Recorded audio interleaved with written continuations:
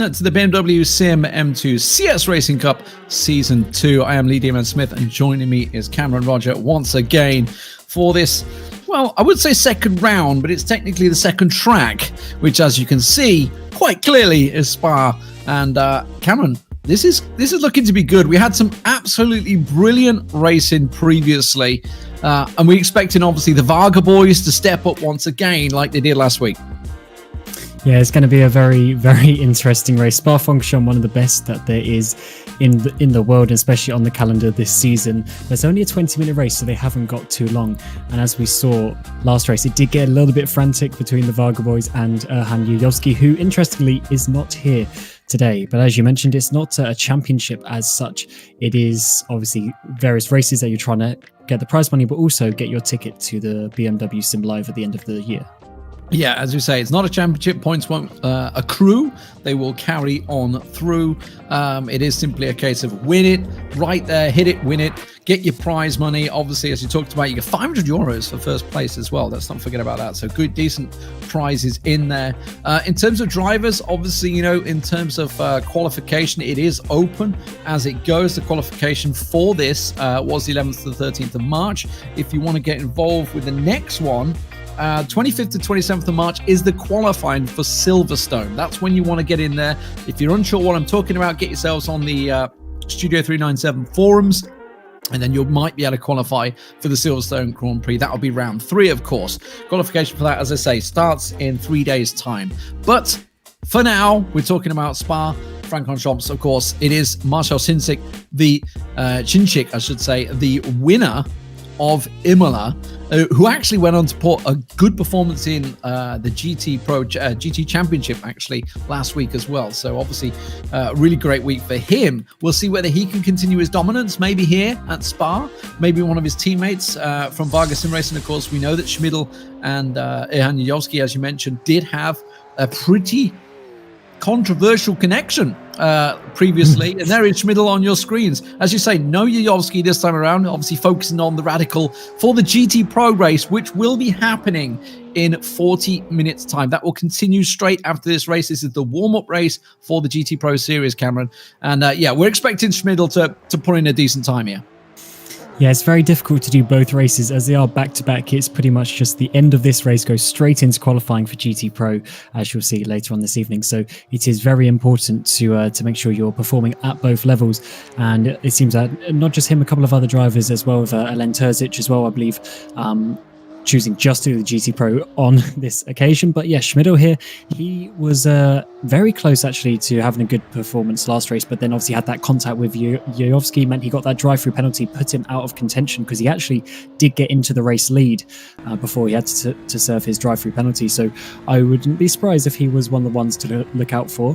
But with Spa being quite a long track, it's going to be a little while until we see what lap time he does, but he is going purple in the first 2 sectors so far.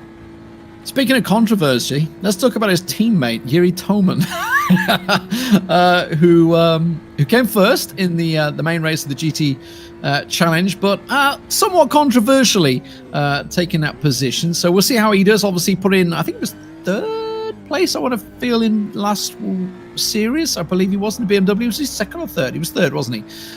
Also, the Dries brothers, by the way, Johannes Dries also doing very well in the GT Challenge. So keep your eye out for him. Obviously, the Dries, we talked about them. They were good contenders, certainly previously. So expect to see some decent times from them. And you can see times rolling in right now. So Cinčić on the pole so far. Of course, this being the qualifications, getting themselves in plenty of time to go, just getting their first times posted, Cameron. And with the way that this car works, is a very momentum-based car. Hasn't got the most power in the world for such a big track as Spa-Francorchamps, as Risto Caput is in 13th place there, a little bit low down than you would expect him. But if you get, for instance, this first corner very, very wrong, you'll just lose time all the way up the straight, all the way through Rouge Radion and up the Kemmel Straight. It's very important to get the minimum speeds in the corners as high. And that's why you'll see, especially in qualifying, those drivers are going to be sliding these cars, are going to be pushing them to their absolute limit, as it is very important for them to get the exits onto these really long straights here at Spa. Yeah, I don't think there's going to be too many lifts going through Eau Rouge, that's for sure. I think it's going to be flat out as all the way. Here's Cinčić putting in yet another purple time, already on the pole. Can he improve that time? Looking fantastic so far. And this is what you were talking about, Cameron. You can see just the momentum, the slide through the corners as they drift on through and try and keep their foot flat. Obviously, letting off just a little bit here. You can see the slide. Will he go flat out? I was watching, I think it was Break actually was streaming on this earlier on, trying to go flat round this corner in a Porsche at the time, but in one of the GT3 cars, of course, that is, not in the BMWs. Keeping it pretty tidy so far, looking very nice, getting the slide. Going to come up to the main chicane as my cat gets excited. One little slide around, one right-hander, and then getting through. Looking good so far. Not a purple second sector though, so not so great. Pretty uphill section. Quick left-hander, flat out all the way, and then hard on the brakes into the chicane in a moment. Flat out round here. Looking a pretty good lap though, Cameron. I mean, we do expect the Varga guys to really perform. Varga Sim Racing, obviously they've been predominant throughout the BMW Sim M2 CS Racing Cup so far, and in the previous season as well. Yeah, they certainly have been in the top 3 currently, and we have to wait to the line. It's just halfway down this straight, and he doesn't actually seemingly improve there, but he's looking pretty good for Varga. Currently, as I said, securing those top 3 spots, and that is very important because that means they'll be able to sort of switch each other around. Obviously, Chinchik got the win last time out, so maybe they'll want to switch it around if they have the control of the race to make sure that their teammates can get into that into those positions that obviously get the prizes at the end. So that could be very important and something that having some teammates can always be very helpful. But I was just looking down the order a bit on the left hand side. There's some names further down that you may not expect, such as Risto Cabot down in 15th, Mohammed Patel in 13th place as well, even Martin van Loozenhout down in 10th place. These are some very fast drivers, but they're not quite getting the maximum out of the car so far, so you'd expect them to get a little bit further up. But due to the length of this track, you're probably only going to get maybe 2 attempts in, maybe 3 if you're very lucky, because we will be moving as soon as that session hits 0. So that is quite important for them. As we come on board now with Johannes Drace, and he is currently doing purple in the first sector, and we're just coming to the end of the second sector, so we'll be able to see if he can challenge a little bit higher up from his current position. Purple again, looking good so far for Johannes Drace. His brother also in there. Is it that him 7th? See, this is the question when the 2 Draces, you don't know. I think this, okay, so he hasn't posted a time yet, so he's currently yet to post the time. It's his brother that's sitting in 7th place at the moment, so that's Philip, I believe, if I'm not mistaken. And Johannes looking pretty damn good in sector 1 and 2. Let's see how sector 3 holds out. Just a couple more corners before he gets to the chicane. Hard on the brakes. Swing. Oh, it's a little wild. A little wild. Whether he lost time there or not. He's going to see whether he gets a decent exit or not. It's going to go over the line. It's looking good. 238. Yes, managed to get it. 236.004 by 0.2 of a second. And well, this could be an upset. Varga Sim Racing under the pressure. But as you can see on the screen here, Cameron, Schmidl is looking to increase that. Yeah, it's going to, despite the length of the track, it's going to come down to the very, very margins of a second. But the field spread is actually quite a lot with 1 second, only going to about 10th, 11th place so far. So these top guys are just so fast in this car, and you have to get, as I mentioned, those slides just absolutely perfect to be able to get the absolute the most time out of this car. But Schmidl's looking very good at the moment with that personal best middle sector, but that is a couple of tenths down on where he needs to be really. So he's going to have to do a really big, because sector 3 is pretty much just Blanchimont here, and then the final chicane. So you really got to nail the chicane, got to brake as late as you can, and then send it all over those curbs while trying to obviously not upset the car too much. But yeah, look at that, all over that inside anti-cut, getting the slide out the final corner, and let's see where he can put himself. It's a little whirly towards the end there. Looks like it might not quite be enough, but it could maybe improve his position. No. Stays in 3rd place. So it does feel that obviously everybody's nailing that first sector, as you would expect. You know, they're piling through Eau Rouge and putting the foot down as fast as they can go, but not quite being able to put it together in that second sector. We'll see a lot of corners, a lot of curves throughout it. Mohammed Patel going 11th, so improving his time. Rama Milana, by the way, did very well in the GT Challenge the other day, coming second in the sprint race, currently sitting in 10th place. Looks like that's been his final lap. He's in the pits right now, 3:22, so not too much longer for these guys to try and post a better time. As you can see, Johannes Thrice not going to be a quicker time for him, currently sitting on pole position for needracing.com. Yeah, and he's obviously just done 2 laps in a row because otherwise he wouldn't have been able to be on a lap this quick. But that's because he wouldn't have had enough time to get back out again to do a final lap. So that is why he's doing 2 laps in a row. But I don't know if that's going to be the quickest way around here. Obviously, your tyre is going to be that little bit more worn as you come onto that second lap, especially here with the track being 7 kilometers long. But in fact, he does actually back out of that lap, having not been improving on his time. So that is going to be the best that he can do, because I don't think he'll have enough time to get around again, as we will be moving when the session gets to 0. So now Marcel Cinchik goes for another lap, and he will have enough time to finish this. So let's see what he can do in the first sector when we get to the top of the hill. Massive uphill battle, and he's only a 10th and a half down, so it's not too far away, but still a little bit of work to do in the next 2/3 of the lap. Yeah, and as we've seen so far, a lot of people have been starting off well and then sort of losing time in the second and third sector, so I'm not too hopeful for Cinchik here unless he can really put something special together. Drifting beautifully. He looks so nice when it's just sliding that back in around the corners, just drifting as much as he can. You can see just running the corners, running as much of the track, stretching the track, making it as straight as possible. And it does look like he's...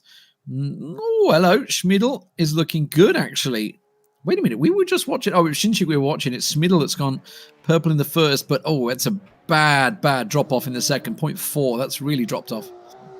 Yeah, Pavon's going to be a lot to gain in that final sector, which is only really that final chicane. So where can he put himself as he comes to the line on his final lap? He does purple in the final sector, but not enough to improve his position. He stays there in third place, but that's still a nice position for him to be able to fight. Obviously, it's only a 20-minute race, so you have to be very opportunistic and take those battles. You don't want to be down in sort of 10th place trying to get through the field. So that is a nice position as we get Blazek coming through this final chicane, but he goes way too deep. He's going to lose a few tenths from that, and I don't think that is going to be him improving his position, as he's already down in his sector 2 as well.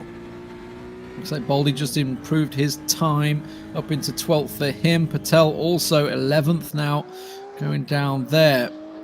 Across to Mass, having 2 greens, so improving his own time. Will it be enough to improve him overall, though? Doesn't look like it. 27th will be his position on the grid.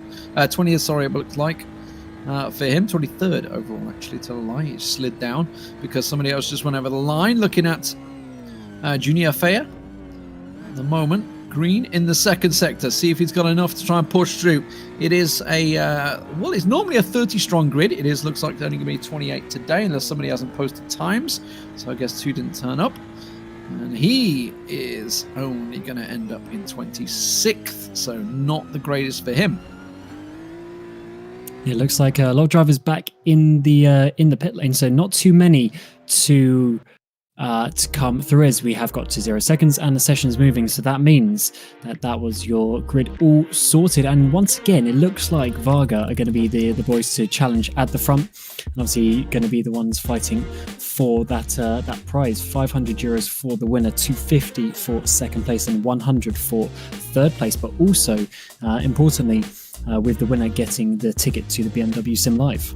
So here is the podiums as they stand, starting things off on pole position. Johannes Thrice for needracing.com, Marcel Cinchik, then the Varga Sim Racing. Schmidl also didn't quite catch who the 4th was. It went too quick. Diogo Silva had a great GT Challenge race. Now he starts in 5th place here in the BMW Sim M2 CS Racing Cup. Philip Thrice, the brother with his brother on pole, is going to be starting in 6th. Geisa in 9th. Rama Milana did very well in the GT Challenge, starting on 10th. Mohammed Patel in 11th. Further down the grid, anyone we expecting further down that you think maybe should have been a little bit higher, Cameron? I think those two boys there at the bottom, Henry Sinnick and Martin van Loozenord, I would expect them to be a little bit higher. And also Risto Capit here down in 18th place. Expect these guys to make some moves. Also Lucas Alves can be a very quick driver as well. So watch out for these guys making some improvements. Obviously they might not be fighting for the victory today. Also Norbert Leitner there down in 22nd. We didn't really mention him. He is also notoriously quick in this sort of car as well. So I wouldn't be surprised to see them move up. But maybe not challenging for the victory, but at least getting towards that top 10 could be the goal for them. So we should point out there is no parade lap this time around. It is simply on the grid, away you go. And that's exactly what we're looking at in the background right now. Let's see. A 20-minute race, and away we go. Here we go. Dries on pole position, gets a pretty decent start overall, it looks like. And don't forget, he's being chased and hounded by the Varga Sim Racing crew. They got to make sure they don't connect with each other. Diogo just getting it tight around the corner, and of course they're going to be bombing up the hill into Eau Rouge. There's someone spinning out. That looked like Nagy down the back there. He's gone flying out, so he's gone way down from, I think it was about 10th position start there over to the top, but up Eau Rouge they go, charging flat out up the hill, chasing down on Johannes Dries. He is the target for everybody today, and it's looking pretty good. Diogo looks like he's lost the position. Diogo Silva has dropped down to Silk, so Philip Dries up to 5th. Yeah, great start there from the boys at the front, but there was obviously that huge spin at the background. As you say, it looked like Naj got spun around, or maybe he spun himself. We'll have to find out a bit later on, but that's not going to be good for him. It's going to be very difficult to come through the field. But as we go through this Sector 2 now, these Varga boys need to maybe try and work together, but we didn't really see that at Imola. They were fighting hard despite being teammates. They're going to do everything they can to get this race victory, and Dries has to hold on between those guys, and so far he's doing a good job. But he's obviously got to hold on for some 20 minutes. He hits the curb way too much there. Gets airtime there, and that's surely going to give time for Cinčić to get past. He will do. Schmidl also obviously didn't have the drive coming through. Schmidl up the inside. Dries does just nudge him out there. Don't forget, he's got his brother behind him. They're postage stamping the Varga Sim Racing guys, but now with Cinčić in the lead, that's going to put the pressure on, of course, just clipping that curb too hard. You can see how dangerous it can be. Yellow in second sector there. Just briefly didn't see who maybe had gone off. Risto Capit, he's moved up from 18th to 14th already. One of the GT Pro drivers you'll be seeing in 30 minutes time in the GT Pro Series. Very different cars, no doubt about it, from the BMW Sim M2 CS Racing Cup cars we have right now. Now we've got to see what Dries can do on this back straight. How is the slipstream as well? We haven't seen that so far, with the qualifying being a private session. They're all out on the track themselves, whereas now we get to see how is the slipstream. Is it possible to overtake? And it looks like it definitely will be, as Dries is getting so close, coming through Blanchimont corner. He's going to have to try and not hit that curb as much as he did through No Name corner, but now he's got to work out what he can do in the braking zone here, or see if he's just going to wait for now. But it certainly looks like Cinčić isn't going to pull away with this one just yet, as the Varga boys behind them are also coming for him. But I think Dries is definitely going to come for a bit of a fight here. Got a great drive coming out of the chicane as well. And just like you're saying, he kind of went wide coming to the chicane, almost trying to force Cinčić to go defensive, but he wasn't having any of it. Experience sort of told him out there. Oh, that's going very tight up the inside there. Schmidl having a little look there onto Dries. So now, of course, let's see whether I think he had to get hard on the brakes before he tapped the backside of Dries, so that's going to put him way out of position, and he's not going to be able to have a challenge here. You can see Diogo Silva, the 6th place orange car at the back, just sort of lagging behind slowly from this front 5. It is a very quick front 5 pack, no doubt about it, but look at this. Johannes Drive absolutely getting the drag on Marcel Cinčić. Going to have a little look around the outside. Has he got enough down the Kemmel Straight? He will be on the outside unless he can manage to tuck something together. Surely going to be just about past him. Oh, I don't think he's got quite enough. He's going to try it around the outside, squeezes back in the inside. A great maneuver by Johannes Dries to retake the lead. And that's very important. Otherwise Cinčić would have been getting away, and now he's got to do it all over again. Has Cinčić, so we need to see if Dries can master this corner, although Cinčić now coming back down the inside. That is a very important move, because that's going to put Dries in an awkward position through this corner that he made the mistake last time. So Cinčić's going to get a nice undercut and maybe get the momentum down to Pouon, but it seems that hasn't quite worked out. But this is some good racecraft from these boys, fighting very hard. But now I think Cinčić's going to just have to back out of that one, although he's actually going to keep his nose in there down the inside. Now Dries is going to have to to leaving the room. But it's just a bit of contact actually on the inside there. Now Chinchik's got his two teammates right behind him. This could be carnage. Schmidl and Yuri Toman all looking at having a pop here on their own teammate. As you can see, Johannes Dries trying to do what he can, but wow, these Varga Sim Racing guys absolutely posting either side of the Dries brothers, all sandwiched between there. And Diogo at the moment just sat watching it all play out. Let's have a little look at replay. This is near the start, I believe. This is Gergo Boldi, early on. That's the spin we saw. That was Nagy going out there. So he's been spinning, and that's exactly what we saw. So he's a DNF. We have a couple, I think 3 DNFs so far, but back to this front pack. This is some fantastic racing, but you can see that Johannes Dries has got himself a little bit of a gap here through Blanchemont. So looking pretty good as they approach the chicane. This is where he was having a look previously. This time we'll see whether Chinchik wants to have a go. Doesn't look like it. They're all hard on the brakes as they go through chicane. And look at this little train that's forming behind these guys. If you make any sort of mistake, you're going to lose 1, 2, maybe even 3 positions. It's so important to hit every single apex absolutely perfectly. As you saw with Dries earlier, made that bit of mistake and got overtaken. Fortunately, he has been able to get that position back. But let's see what Chinchik can do now coming out to turn number 1. And Dries actually there, setting the fastest lap of the race on that lap. And now Chinchik, what can he do? Having a bit of a wiggle there coming out turn number 1, but he's got to get the slipstream. Maybe he's trying not to be too close, so he doesn't get any sort of aero effect in Radiant, but then he's going to obviously get the slipstream all the way down the Kemmel Straight. And if he judges this right, he will be able to make the move, but it seems like he's a little bit too far at the moment. Yeah, and I think he's going to gain a lot of ground. Kemmel Straight is a big, long straight, and that's where he's going to have a look. And this is exactly what Dries did. Dries was on the outside, but that's looking like he's got the drag to try and pull it through. You can see Schmidl also thinking, can I have some of Chinchik's drag? Well, it's certainly going to be enough for Chinchik to go through. Schmidl having a little nose in there as well, but that's the danger. This is what you were talking about. If you can just get that perfect drag up Eau Rouge, don't go too close that you don't have to lift just a little on that hillside, and of course you can just carry you through on that Kemmel Straight before you hit the little chicane in there. Ooh, that's a little squirrely from Dries there. You could see just getting a little slidey. Schmidl a little too close to benefit. Yeah, indeed, Dries pushing so hard, but now Chinchik has actually got us a couple of tenths advantage, which is what he needs to try and not get involved with these guys, because if he can pull a little bit of a gap, that will be very difficult for them to catch back, because obviously they're going to start fighting themselves, as it's only prizes in the top 3. So that person in 4th place there, Yuri Toman, he's going to be doing everything to get past his teammate Schmidl, and that could obviously put him into a bit of a difficult situation as he tries to get past Dries as well. But it seems that Chinchik isn't pulling away just yet as we move further down the grid. We're looking at Blazek, who has Cynic just behind him. This is obviously for the low down positions, but these guys are going to be fighting hard no matter what position they're in, and especially knowing Henry Cynic, he's a very aggressive driver, and he will be going for this position as much as he can as we come out of Paul Frere out onto the back straight. Gaining ground on them also behind was Risto Capit from 18th up to 12th now. This is looking like a great potential overtake, though. It's going to go after cutting the inside. This is from Philip Dries' bonnet we're looking at here, if I'm not mistaken.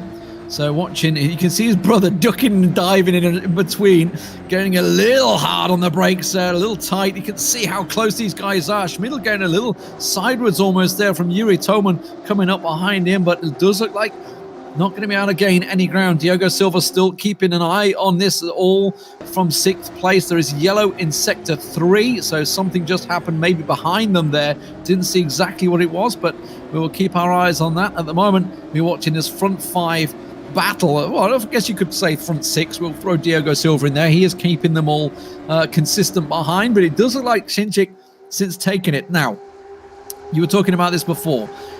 Has Johannes Dries got enough now? It's looking good through Eau Rouge. Now as they go into Kemmel, this is where he's going to get the drag. Will he have enough to get up either the inside or the outside? Certainly will have the speed from the drag. The question is, okay, this time Chinchik took the inside previously. Dries went around the outside and made it stick. Can he make it work a second time? It's a little too close on the connections. Chinchik has to take a lot of the grass there. Johannes Dries has to surely back out of that one before he loses it. Gets a little nudge once again, but look at Schmidl. Schmidl wants a piece of this. You can see them battling for position around the outside of Johannes. I'm not too sure wants to go for maybe the undercut, but these two are battling neck and neck for front place.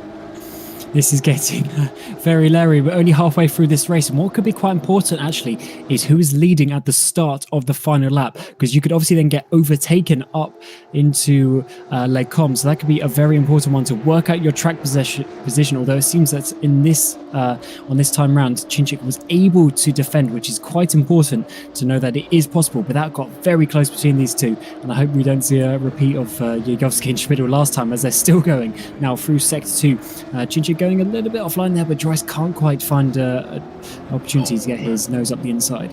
Just a little tap of the brakes there from Cinčić, and Dries just gets that nudge once again, hard on the brakes as they try and slide on round. Looking very good between these races. We did just have a quick look back, by the way. Cynic has got past Ramo Milana there as well, so he's moved up into 10th place along with Blazek in 9th. So looks like Ramo Milana maybe had a bit of an off, I don't know, but he's managed to move back 2 places. But look at this on the rear wing of Johannes Dries. You can see Schmidl up behind him, Yuri Toman behind him, Philip Dries behind there, and if you get a glimpse of an orange car, that is Diogo Silva just hanging on the wingtips at the moment of the spoilers. Some beautiful racing from all of these drivers. It's great to see when these series have equal cars. It's simply down to how they've balanced it, what they've chosen, how they've set it up, and of course the skill of the driver. And now Michael Geisler is trying to get on the back of Gergo Baldi, who's got himself up into a decent position with that 7th place. Considering where he was at the start, obviously he had his teammates spinning in front of him as well, but also a bit of other carnage. They're a little bit off this lead pack though, so I don't know if they're going to be able to get up, but we still have 9 minutes left of this race. So they do have a few seconds there to catch up, about 2.5 to Silva in 6th place there, as we turn our attention back to this fight for the podium positions. And now Schmidl, is he getting close enough? No, not quite just yet, but Dries is getting very close indeed to Cinčić, and he's going to have to go to the outside. This is a very risky move as we've seen on the last couple of attempts, but he makes it on this occasion. He's got the brakes, but he goes a little bit deep, and Cinčić's going to come round now the outside and retake the lead there. So Dries not good enough on the brakes. In fact, almost a little bit too good, too late on the brakes, giving Cinčić the opportunity to come back there. Giving Schmidl a bit of an opportunity as well. And look at Yuri Toman having a little peek at Schmidl, seeing if he can try and make it work. So, well, then maybe your teammates, maybe he might collect you on the way through, but certainly any mistakes made by these front pairing that keep battling throughout, lap after lap after lap, certainly down the back of that Kemmel Straight, they're certainly looking to make the moves. It does seem to be the main place for the BMW CMM2 CS Racing Cup cars to make the move. Let's have a look. This is back at the start. So this is Michael Blazek right down the start, starting from 10th position. So maybe we're going to get to see him, just carving his way through the middle. You love to see it. Absolutely making waves there. And a couple of cars going wide, but that was a great little maneuver for Blazek to make some ground. And that's what you have to do. You have to be opportunistic. He probably gained about maybe even 5 positions there in total. So that's quite important for him. And obviously in the course of the grand... someone else, maybe Alves or one of those Snow Shatting drivers going off there. That was a little bit too much. And he made another 2 positions there. So Blazek, really good start there. And that's what you have to do in this car. As you can see from these top drivers, you don't get the opportunity very often. You have to be very opportunistic. As soon as that little bit of gap comes, you've got to be sending your car into there, and that's why we see certainly some risky moves in this series.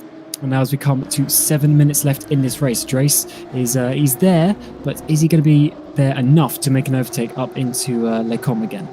Oh, that was an overtake behind. Didn't see who it was, but nicely done. That was actually August Lana going past Risto Capit, I believe, further back there. So nice little move from him moving up. So Risto Capit actually down to 14th now, so lost 2 positions after Ramo Lana.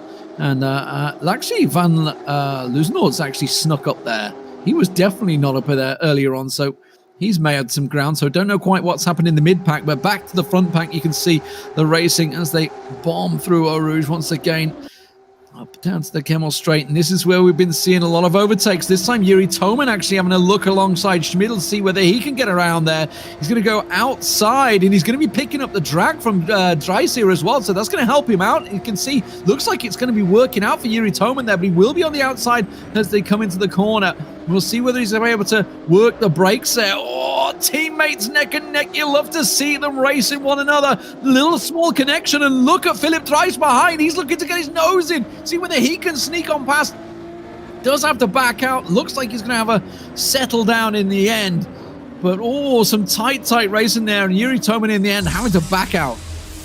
Yeah, Yuri Toman knows he needs to get that third place, and he's trying everything, but Schmidl's so good there on the brakes. As we come to Risto Capet, almost having a big accident there. Does he save it? Yes, I think he just about does, without going. Unfortunately, the tree blocked the view, but I'm pretty sure he didn't touch the tire wall there. It looked like he would have saved that, and that is how Paul August Lana got past him there in the background, as you noted. Yeah, so down to 14th from, I believe, 12th he was at one point as well. So seeing exactly what it was that caused it. But look at this front pack once again. With 5 minutes to go, looking to gain some positions. As we said, this is not a championship. This is all about winning the race. 500 euros for first place. 250 drop down into that second place. And then I believe 100 for third as well. So that's why we're seeing Yuri Toman challenging for this. You know, teammate or not, that's 100 euros that he wants from Schmidl. That wouldn't be too bad, really, considering it's just one overtake that he needs to do. But that's a very, very difficult overtake that he needs to do to get past his teammate. And we've said they're teammates, but there's absolutely no team orders here at Varga Sim Racing. They are going tooth and nail to try and get this position. But Yuri needs to be a little bit better on the brakes into Les Combes, and then he might be able to get the overtake as Chinchik now comes on to start the next lap with just 4 minutes to go. So there will be 2 laps left, as Blazek's got a penalty actually there from 11th position. So he has obviously gone off the track, got a cut track penalty somewhere. And that's a bit of a shame for him, because he will have to serve a drive-through penalty. And that's also going to cost him quite a bit of time. So he's not going to be too fond of that. But looking here at Yuri Toman, is he going to be close enough to Schmidl? I think he might just be, actually. What just happened to Johannes Dries? Did he pit stop? Did what? I completely missed it. I was looking at Yuri Toman as you were talking about him. I was like, hang on a minute, where did Dries go? He's having a connection issue. He's dropping down the order. But as now, this is Yuri Toman, which is effectively going to be for second place now. Can he go on the outside of Michael Schmidl? He's got to be better on the brakes. Last time, Schmidl got back on the brakes. And once again, Yuri Toman is having to go round the outside. That's a very good move, though. He's managed to keep the track position. He's got up into effectively second place, with Dries having an issue, some sort of connection issue. He has dropped down and actually DNF from the race there, P21. So this is looking good for Toman. 2 places in the space of a couple of 100 meters. And also Diogo Silva's just got a penalty as well from 5th place. So that is going to push Baldi up into the top 5. So you've got to keep the car on the track, boys. Getting those cut tracks will get you those penalties. And now we got to Varga 1, 2, 3. Well, can Philip try and redeem his brother? Looks like Schmidl having a little peek there at Yuri Toman. Remember, Chinchik, the winner of the first race as well. So this would be a fantastic turnout for him to start things off with back-to-back victories. Yuri Toman putting the challenge in. I believe he was second or third in the first race as well. But Schmidl, he had to serve a penalty after a collision with Erhan Yajovski, and that forced him to have a DNF in the previous race. So he will want whatever he can get from this race. And at the moment, it's Yuri Toman that's just overtook him, his teammate in the Varga Sim Racing, that is putting the pressure on him. And at the moment, you can see Philip Dries coming up behind as well, just watching it all playing out, hoping that the 2 Varga Sim Racing drivers connect with one another, or in any other way, just try and find a position, try and find a way into the money. Now Schmidl, he's going to try and see what he can do on his teammate. But the important factor is, because Chinchik already has his ticket for BMW Sim Live from the previous race, that means it's going to go to the second place driver in this race. And that means that Yuri Toman is in that position. So that could be a very interesting prospect, because obviously Schmidl, as you say, had that DNF last time as well. So he's basically 1 race behind in terms of that having those opportunities as well. So this could be a double sort of positive for Yuri Toman if he can hold off, as we're going to come onto the final lap of the race. There's only 1.5 minutes to go, which means this will be the final lap of the race. This is the final chance coming up into Les Combes, as we see a nice slow-mo here of all the Varga boys there sliding through. I think that's maybe Rivage. Lovely shot there. But who can come out on top as we come up the Kemmel Straight for the final time in this race? There is yellows in Sector 1, so something's happened somewhere, but it is Yuri Toman that's under pressure from his teammate. Schmidl looking to try and get past him down the Kemmel Straight. It's going to go round the outside. We've seen it working, but as you mentioned, it's going to be good on the brakes, but it looks like he's got plenty of drive there. Now, it did look like actually Yuri Toman was maybe getting the drag from Chinchik rather than Schmidl, as Chinchik went in the inside, but Schmidl goes through, retakes his second position, and now Yuri Toman's got the pressure. As you said, the last lap almost certainly with 35 seconds to go. And Dries at the moment doesn't look like he's going to get involved. Toman having a little look in the inside, putting the pressure on Schmidl as he closes the door.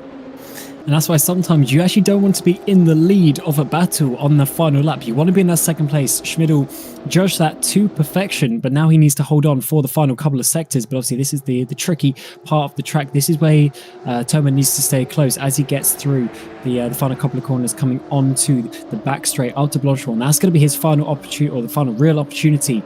And Chinchik seems to have gone away, so he's probably going to be winning this race. It's now down to Schmidl and Toman as we hit 0 seconds. So this is going to be the final lap of the race, and only one more real overtaking attempt for Yuri Toman. I'll be very surprised if he throws it into the chicane against his teammate. I'll be really very surprised. And I think it's simply a case of accept what you got here for Yuri. Doesn't seem that he's going to get past Schmidl. Schmidl making a nice maneuver there down the Kemmel to make it stick. Thrice just outside the podium. It seems he's been the observer throughout this one. And it does look like the Varga boys have finally decided to stretch out. Toman doesn't look like he's close enough to make any maneuver on Schmidl, so he's certainly backed off a little bit here. Let's see whether he goes for it. As you say, now Blanchard, that's going to be the last real chance coming up, but he hasn't got the legs. He looks like he's going to be settling for 1, 2, 3 for Varga Sim Racing. A fantastic performance once again from a team that has consistently delivered here in the BMW Sim M2 CS Racing Cup. And a lovely victory here from Marcel Chinchik coming across the line. 2 victories in a row, and that is going to be another 500 euros for him, 250 for Michael Schmidl and 100 for Yuri Toman. So a very, very good day indeed for Varga Sim Racing, but we're still battling here down in 11th place. We've also got one of the reserve cars in there as well, and also Mohamed Patel is always there. Now we're almost 4 wide coming to the line. Going over the line, a photo finish at the end there. Didn't see, looked like Mars maybe stole it. I'm not too sure. There is Risto Capit on your screen there, but let's have a look at confirmation. Marcel Chinchik, the winner overall after 8 laps here at Spa-Francorchamps. Schmidl with a brilliant second place for him. Yuri Toman in third. Philip Dries. Don't know what happened to Johannes. Hopefully we'll get some information on that. He went out, unfortunately, while putting in a fantastic second place performance, really, whether it's a disconnect or what. But Geisler in 5th place. Henry Sinning, you were talking about him. We expected, obviously must have put in a great performance to get up into 6th position. Also, Leitner up into 8th place as well. Ramo Milano managed to regain those positions to get 7th. Kuryan in 9th place, and Mohamed Patel in the end working his way up to 10th position. So Risto Cap outside the top 10. Who would have thought that? The man that's going to be racing in the GT Pro in around about 5 minutes time. He's going to have to disconnect from here, jump in another server, and away he goes. Yeah, it's going to be very difficult. But yeah, the reason why a couple of those drivers jumped up at the end was because Gogo Baldi also got a penalty on the final lap. And those penalties are going to be quite important. Obviously, those drive-through penalties, you just can't come back from them in the 20-minute race. And that's why a few drivers dropped down. So those drivers who kept it on the track didn't get those cut tracks, such as Henry Sinnick getting up there into 6th place. So looking pretty good for them. But that's pretty much it for round 2. But obviously, we have the GT Pro in a few minutes' time. So do stick around for that, because obviously that's going to be the next action for this evening.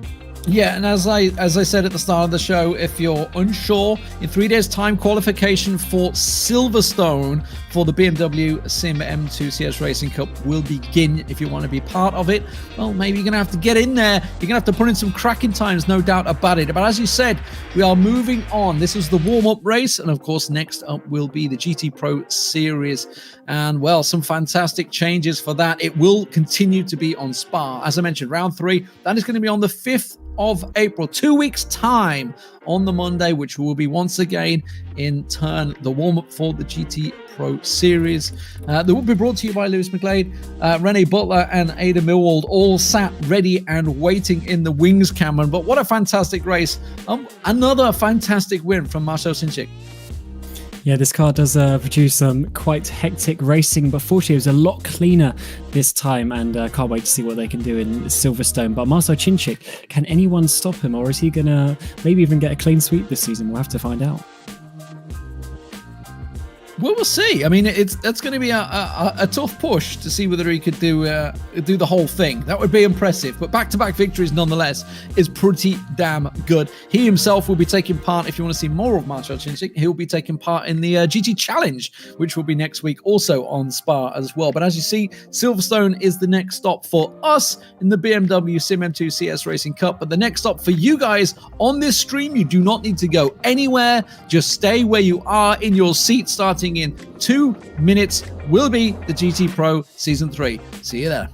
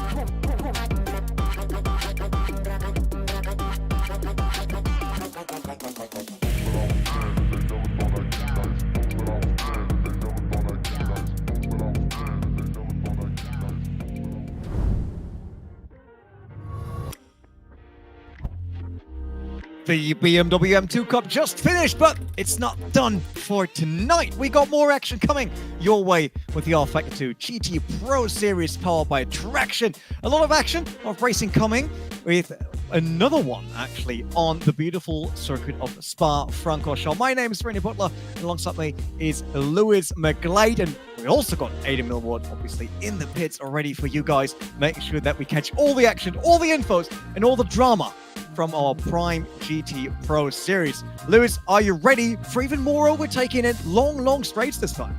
Yeah, what a fantastic venue it is. Spa, a circuit we all know and love across motorsport. We've seen it so much. There's always chances to race around here. Last round at Imola, it was the day of the debutantes. It was Jordi Veers winning the first race of the season, and then Luca D'Amelio winning that second one and taking the overall honours of the rounds. Timotej Antonovski up there for good measure as well.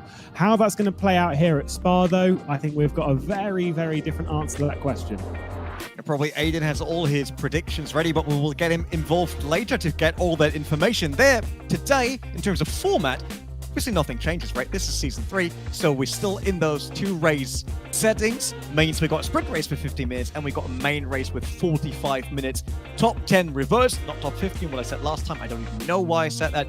Doesn't matter, but that's what we're doing tonight. Another thing that might be worth mentioning, Lewis, is actually we'll have the Fan Attack giveaway once again. That means you guys at home in the chat, wherever you're doing right now, hop on the stream. Kind of weird, right? Because you need to be on the stream to listen to me right now. But make screenshots of anything that shows the Fan Attack logo. It can be our overlay, can be a car in a close-up shot. Put that onto Twitter with the hashtag that you can see on screens right now, and you might end up with actually winning a new Fan Attack wheel for yourself. So we will give away 3 today. You will see that the different steps that you have to follow, and you can just put that up on Twitter during sprint and main race, and then it will be Aidan actually letting you know who won and who finds a new wheel at home very, very soon. That's cool. So that's for our fans, and there's also some stuff for our racers, obviously, as there is a prize pool on the GT Pro Series as always. There will be money on the line for every single race, as seen on screen, and then there are another 5,000 for the winning of the championship across the top 3. There's also the VCO Rookie of the Season. If you're not familiar with that yet, that's actually for all the Season 1 newbies, right, Luz? Yeah, absolutely. And of course, the top of that, in fact, the top of both categories at the moment is Luca D'Amelio after taking the win in that feature race. And he did quite well in the sprint race, ended up in 10th place, scored himself 6 points in that, won that feature race, and then came out on top overall. So he's heading the championship. That's €400 in his pocket already and leading that rookie driver, the VCO Rookie Award. The thing is with that, though, is that to me, I couldn't think of a much harder field of rookies than what we currently have in the GT Pro Championship. There's so many drivers in there that, to be honest, I'm surprised it's taken them this long to get into GT Pro. They're such talents. That's true, but it's also a tough championship in general, right? There's the G Challenge, as you said, the feeder series to our GT Pro Series, and you have to make sure that you win races there, that you're very consistent, make sure that you always score big, and then you get the jump into the Pro Series. Not an easy thing at all. But let's have a quick look already at qualification, and for that, might be good to just give it to Aidan Millward immediately in the pits and figure out what his thoughts are in terms of qualification, round 2 in general, and what GT Pro has in store for us. Yeah, I'm just, well, good evening for a starter. Just want to just dive in there without saying hello. But currently, you've got Michi Hoyer and Nuno Pinto are currently the 2 top dogs there. Jene Simic in 3rd. So we've got a couple of Audis immediately up there doing very well. I think Nuno Pinto's in a Bentley. It's not letting me... Yeah, he's in a Bentley. It didn't let me use push to talk at the same time as clicking on stuff in rFactor 2. But yeah, it's looking pretty close there. You've got Hoyer, Pinto, Simic separated by under a 10th of a second. So all to play for so far. But the Audi we've seen burns up its rear tyres quite quickly, so it'll be interesting to see how that plays out over the course of the 2 races, as well as the slipstream and things like that going on down the Kemmel Straight from the as well as the run to Blanchimont and things like that. So yeah, Spa's definitely going to be a very, very tricky one to not just get past, but also keep the positions that you've gained over the course of the hour and a half race we've got here tonight. It won't be easy with all the different cars and strategies that people will need to use. We saw that, Lewis, in round 1. It changed quite dramatically from Season 2 and Season 1 in terms of what cars we have on the grid. Obviously, there was the draft, so people had to pick cars, kind of, let's say, kind of forced to find a new weapon of their choice for this season. And we had the Bentleys being very, very strong on our first race at Imola. Like in Spa, could it be similar due to the power on the straight, or do we might see like a Porsche or an Audi? McLarens have been very strong. Like, is it one of those tracks where we see the underdogs might come through? We've seen, I was having a chat with some of the drivers prior to this. There's a couple of cars that we're expecting to see up towards the front. One of those being this one that we're on board with, Timotej Andonovski and an Audi. We're expecting those to go quite strong. Provisional pole position at the moment, headed the way of Michi Hoyer, who had a fantastic day yesterday. Yet another race victory. We spoke about this a couple of weeks ago at round 1, at how his form is really coming alive, and it looks to be very much the same here. But along with that, BMWs are looking quite strong. Alan Terzic, who's currently up in 5th position, is one of the drivers that we've penciled as potential challengers towards the front. But also there was the notes that I received just not too long ago before this broadcast, is that there is one other type of car as we see Jakob Brzezinski come towards the line. Where's he going to go? 8th place, he'll stay. But the 2017 Bentley is the one to look at. And it's interesting that it's the 2017 Bentley specifically as one to keep an eye on. Those driven by Nuno Pinto and Dennis Jordan. That's like very, very curious to me as to why that one and not the more modern Bentley. But it's looking pretty strong anyway.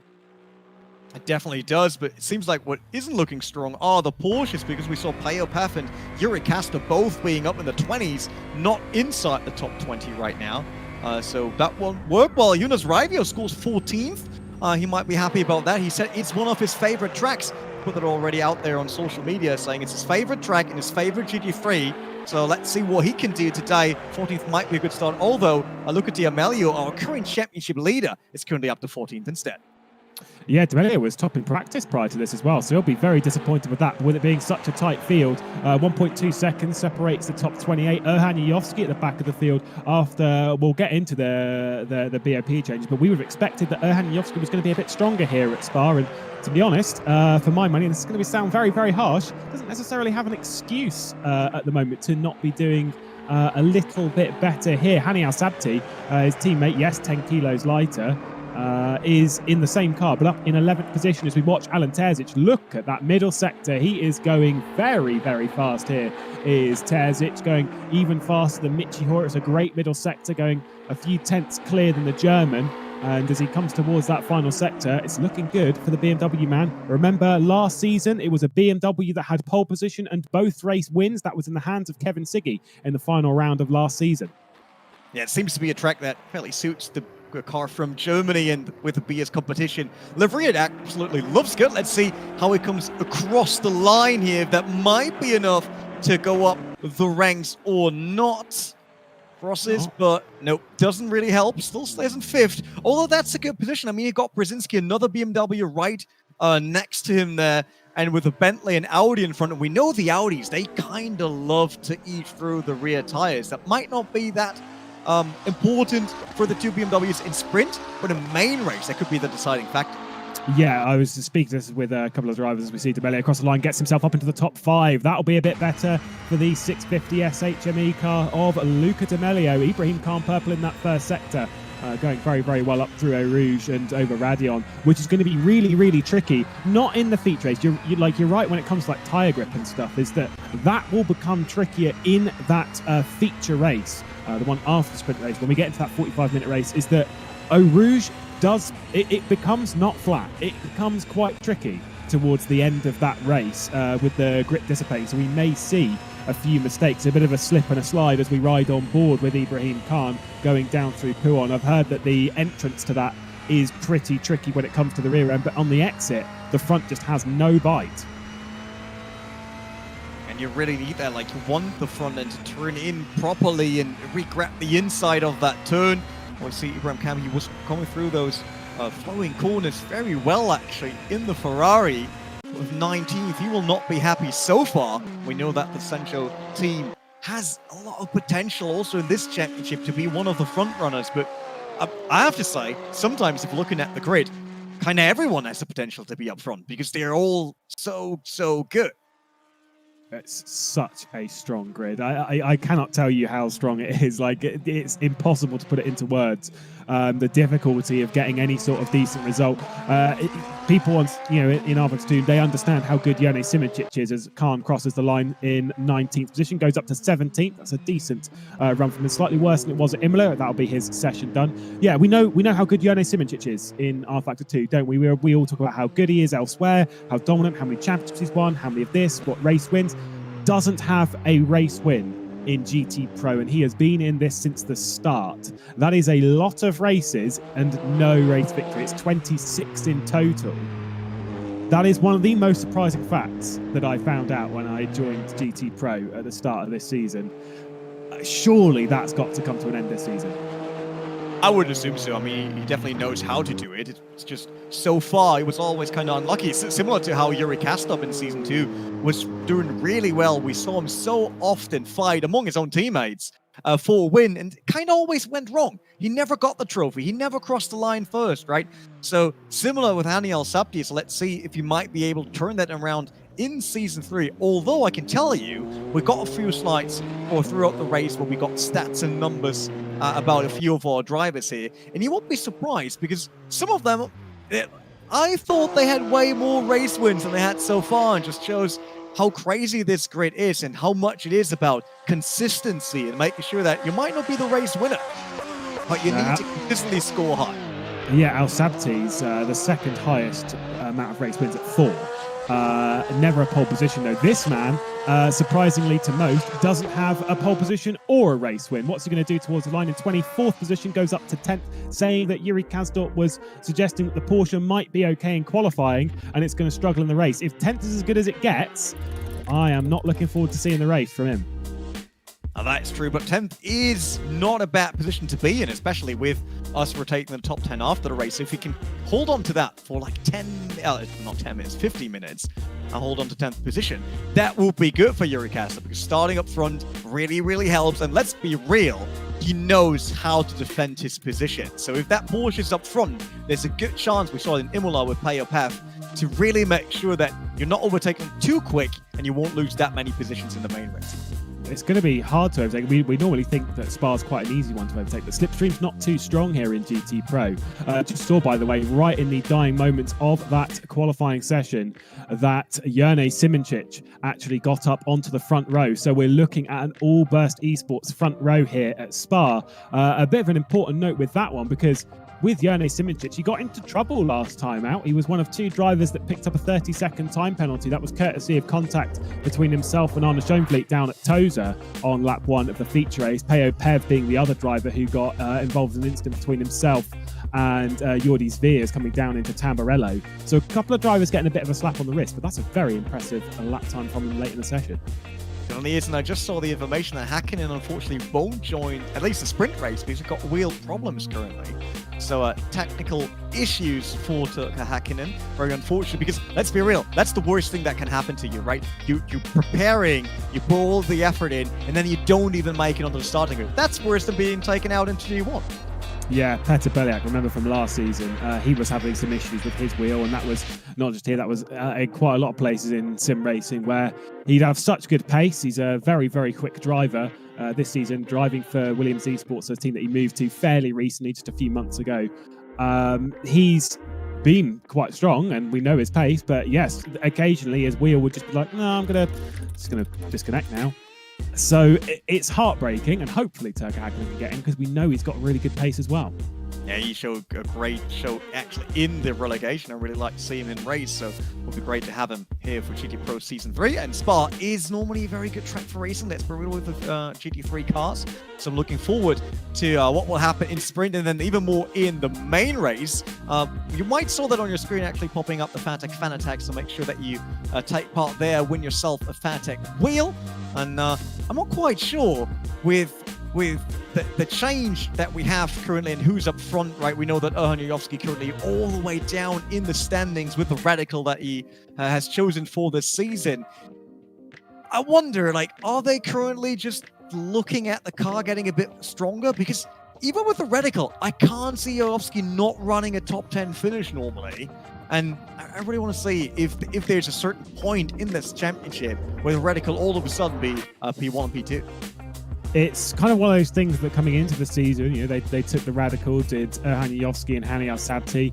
And if you look at the drivers that are currently down in the relegation zone, of course, the bottom 10 drivers, those that we focus on in that sense being the bottom 5 of the drivers that get an automatic relegation out of GT Pro. And then between 21st and 25th, they go into a relegation playoff race, which is always very, very interesting happening between the two seasons, season 3 and season 4. So after we'll get a relegation race. But drivers that we thought were going to be in there, at the moment, we've got 2-time series champion Erhan Jarowski. We've got 2-time series runner-up Kevin Siggy, all the way down at the bottom end of the standings. It's pretty grim for them, and in this race, it's not looking much better for Erhan Jarowski, who's also way down the order. Let's take a look then at the grid, as we've got Michi Hoyer and Jone Simoncic with Nuno Pinto up in 3rd place on the grid. Dennis Jordan, look at how many burst cars we've got up this end. Keep your eye on Nuno Pinto, who did very well here last season, ended the season in 6th place in the feature race. The rest of the order, Luca D'Amelio and Alan Terzic, 2 good mates alongside each other, with Kasper Stolzer and Jakub Brzezinski in 7th and 8th place. Behind that, to round out the top 10 positions, we've got Jan van der Heijden and Timotej Andonovski. Yuri Kaustorp just outside of the top 10 at the end of that session, and Alex Siebel, who got a podium here after starting the feature race from outside of the top 10. It was 13th he did, got all the way up to 2nd. Race winner last time out, Jordi Zveers, with Hani Al-Sabti in 14th position, and then Ferris Stanley, a bit disappointed with that after a good run last time out, and Jimmy Nasula behind in 16th position. Jonas Raivio in 17th ahead of Petr Berliak. And then we've got Lorenzo Arisi and Ibrahim Khan to round out the front 10 rows. Khan with a decent qualifying last time out, had a bit of a struggle in the race. We'll get into that. Arne Schoenfleet from the front row last time out, down in 21st place. Peo Pev, and then Nikodem Vishnevsky, 4-time race winner in the series, down there in 23rd position. Vargasim Racing back there as well with Kevin Rotting for AAA. And then we've got quite a lot of the other drivers that we'd more expect to be towards the front. Kevin Siggy, Erhan Jarowski, Risto Capit. What is happening there?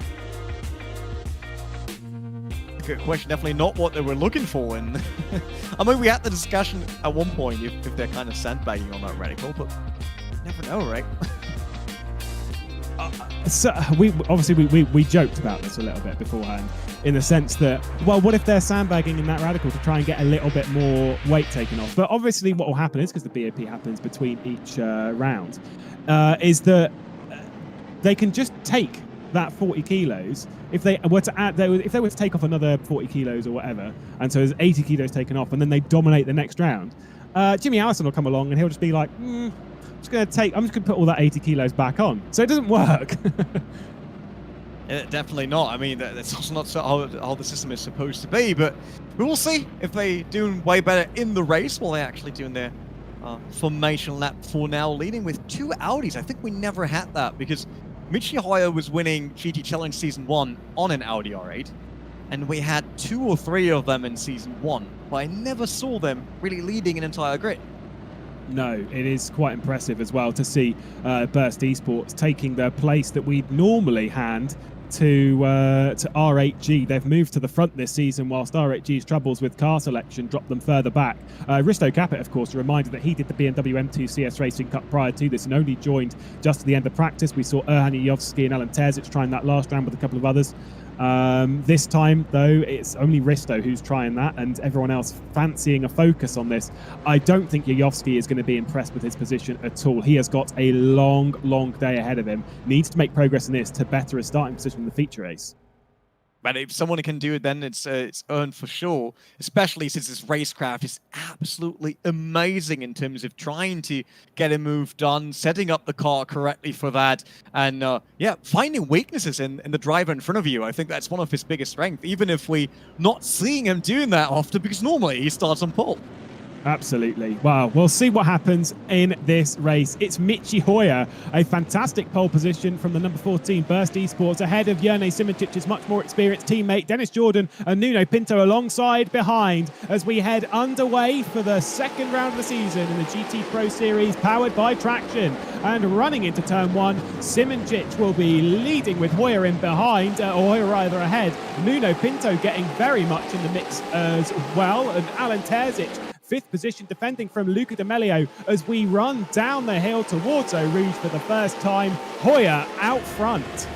They did a great job. They're not losing his lead at all, and with having Simicic in second, that's a good backup, basically. No one can attack him immediately. Nuno Pinto, you said that, very strong in Spa previously, and he needs a good finish for Fordzilla, and also for himself, because Nuno didn't have quite a strong season yet in GT Pro. What's that? That's Haniel Sapti pulling aside and retiring from the sprint race already. Yeah, don't know what has happened to him. We'll try and catch what's been going on. Alan Terzic, though, has gone up into third position. Fantastic drive. Got the slipstream, picked it up. There was a bit of a mistake from Nuno Pinto coming up over Ardennes and just dropped the rear end slightly, pushing his car out wide. It actually halted the progress of Dennis Jordan. Alan Terzic didn't need a second invitation. Terzic, when he raced here last season in GT Pro, was victorious in very tricky wet weather conditions at the end of the second season of GT Challenge. That was his final race for the Jean Lacey Esports Academy. Moved over to BSQ's competition and joining the ranks there and looking pretty strong. One of the rookies on the field in the VCO Rookie Awards, so definitely a driver we need to keep our eye on. Said earlier in the broadcast that Imola was about the day of the debutantes. It was a race victory from Jordi Spears. It was a race victory from Luca D'Amelio. Another debutant, Alan Terzic, looking pretty good right now. It definitely does, and that BMW is also looking strong. Well, that was the replay of Haniel Sapti kind of overshooting Radion and then hitting the wall to the right. Was it the inside curb and settling the car there? Yeah, he was just behind Yuri Kasdorp as well, and just maybe got a little bit unsighted, just turned in the rear end, stepped out, and he was thrown into the wall. A mistake which quite a lot of drivers have made. End of lap one, though, Hoyer leading from Simicic inside that podium battle, but Simicic doesn't seem to have the pace to keep up with Hoyer. And if it wasn't for yesterday, when I saw a race between these two, I would have said that's unlikely. How is Hoyer that much faster than Simicic? But Hoyer has found something in his racecraft right now, setting some relentless lap times. Yeah, lately he did really, really well within rFactor 2, so I'm not really that surprised. Although I would have thought Simicic will stick to it a bit longer. And now with Terzic behind him and also Dennis Jordan waiting, even though with being a teammate, there is a certain pressure on Simicic because that BMW by BS Competition will launch an attack one way or another, probably latest next time they go through Camel Straight. It's not easy to overtake, though. The thing is what I was hearing from a lot of the drivers is that the slipstream, whilst it's there, whilst you notice it, what you need is a very, very good run. And by very, very good, I mean a perfect run from the source. Because you've got to time it right that you're maybe not too close going through Eau Rouge and over Ardennes. You've got to be further enough back that you don't have to lift at that point when you're behind someone. You need to carry the speed up and over the crest, and then carry that momentum through the Camel Curve onto the Camel Straight and then down into Les Combes. But yeah, for Terzic, every time that he fights, every time that he's putting pressure on Simicic, is actually slowing them down, and it's allowing Michi Hoyer to run away. And he definitely does right now. Nuno Pinto dropped another position, so he's down to 6 now, with Kasper Stolze for Jean Lacey Esports Academy moving up to 5th. Luca D'Amelio, current leader on the championship, is still in 7th, so that's not a bad spot to be in. I'm surprised at Kevin Rotting right now, still listed at 28. I would have expected him to do a bit better than that. Well, who else do we have around? Jonas Raivio in 12th. Didn't he start like 16th? Yeah, he started quite a bit further down. He's doing very, very well to work his way up. That Aston was told that it could be pretty raceable around here, and obviously Jonas Raivio is a very talented driver. Didn't score a single point from this venue, though, last season. No points in race 1 and a retirement in race 2 in GT Pro, so definitely looking to better that tally. Remember that points are for the top 15 in the sprint race here, and the top 10 get reversed for that feature. And to be fair, based on how hard it is to overtake at the moment, from what it seems from Alan Terzic, You want to be 10th. You want that reverse grid pole, which Timotej Andonovski is the driver that is currently holding. Another debutant. Yeah, but got Alex Siebel either right behind him. Could be another potential fight. This is Kevin Rottick, and he was in the pits in between. All right, that explains why he's down to 28th, although we don't know yet why he actually... Did he just had a drive-through penalty? It looked like he came out of his garage. It looked like he exited his garage from that. Maybe actually it was just from like a pit stop or something. It's quite hard to tell from where we caught that. But either way, I mean, if you're coming through the pit lane in any strategy, it's a long pit lane here at Spa. Obviously, you run around the Grand Prix pit and then down the endurance pit as well. It was starting from the garage. Interesting. Right, so not even on the grid. Not sure if he didn't made it at time. Things like that can happen. Actually happened to me once and I was really furious because it was not what I had planned. But it is what it is. While we watch from the rear view, the rear wing from Johnny Simic onto Alan Turczyk, right behind in the BMW with that angry looking lights here. And he wants to attack that R8. He went side by side already on the previous lap. But so far, it was never really enough. Maybe next sector. That's where we saw him in the previous round. In front of Blanchimont, he went side to side with that Audi R8.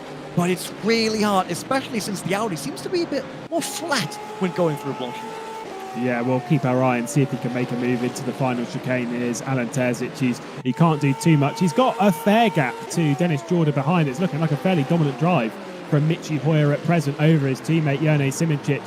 Neither driver taken a victory in GT Pro thus far. In fact, the top three haven't, because Alan Terzic is only 3 races into his career. Looking to the inside and committing on the brakes. That's going to be a tight one. The gap was given, and Alan Terzic absolutely sent it down the inside, running a little bit wide on the exit. He's going to have to defend slightly into the sources. He's going to drop them back a little bit into the clutches of Dennis Jordan and not allow Alan Terzic to set his eyes focused on the German ahead. Got the inside for La Source, completed the move, and as we run down the hill, it is second place for BS competition. Yeah, that move took a bit longer than he was expecting, but great to see that action. Both drivers with a lot of respect to each other, making this possible. But now Alan Terzic is up to second place, sending Johnny Simic down to his teammate, Dennis Jordan, who's right behind in the Bentley by Burst Esports.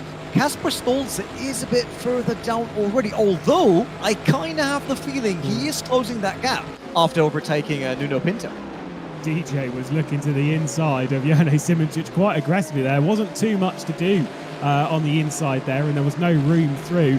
He's now under pressure from this man that we're on board with, Kasper Stolze, who's having a fantastic drive here at the moment. Really doing well. Had good pace at Spa last season in GT Challenge. Got involved with a couple of incidents, including a very high-profile incident with one Mikkel Smeedel, which actually ended up kind of deciding the championship. It was already fairly secure by that point because great driving from Jordi Sveers, but it did assist his teammate Jordi Sveers in that title chase. Bit of a shout to where those kind of drivers are. Jordi Sveers currently down in 14th position, the race winner of the sprint race back in Imola. You've also got drivers like Arne Schoenvliet, who's down in 26th still. Erhan Yovski, no progress, 28th he is. So for these drivers, it is not going well. Not all that's for sure. I'm not sure if it's due to raw pace off the radical, if it just can't keep up right now, or if they might not be dialed into that car enough to make a difference here. Because if we're talking about what pace is in general, there was 0.4 seconds between the entire grid at one point during season 1 and 2. So if you're not 100% on that one car, it's really, really hard to climb up the ranks. While we see Jordi Sveers here against Jimmy Nisula. But I think Aidan Milwaukee got some information for us about what happened to Kevin Rotting there.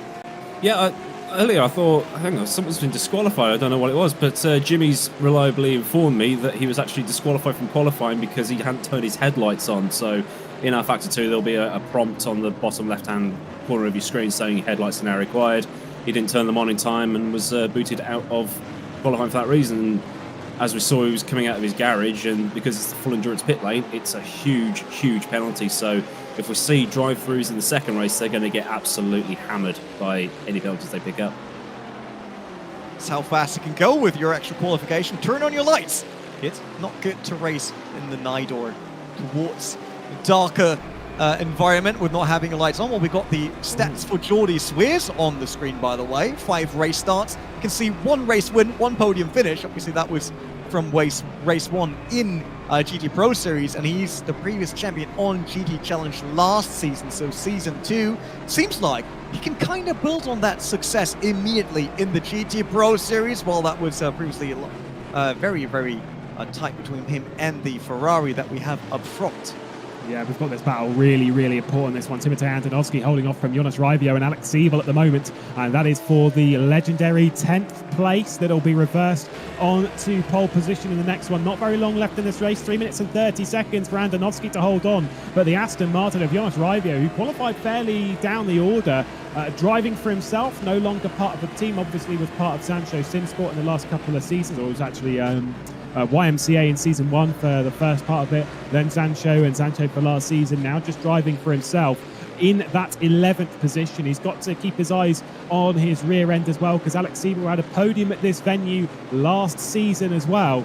Definitely will be ready to pounce in that Audi R8, one of the drivers that works very, very closely with Burst Esports. I don't think he'll be impressed with where he qualified, considering all of his Burst Esports. I don't want to say teammate, because they're not like directly in the same team. But Siebel won't be happy considering where they all are, the fact that he kind of works with them and where he currently is on the road.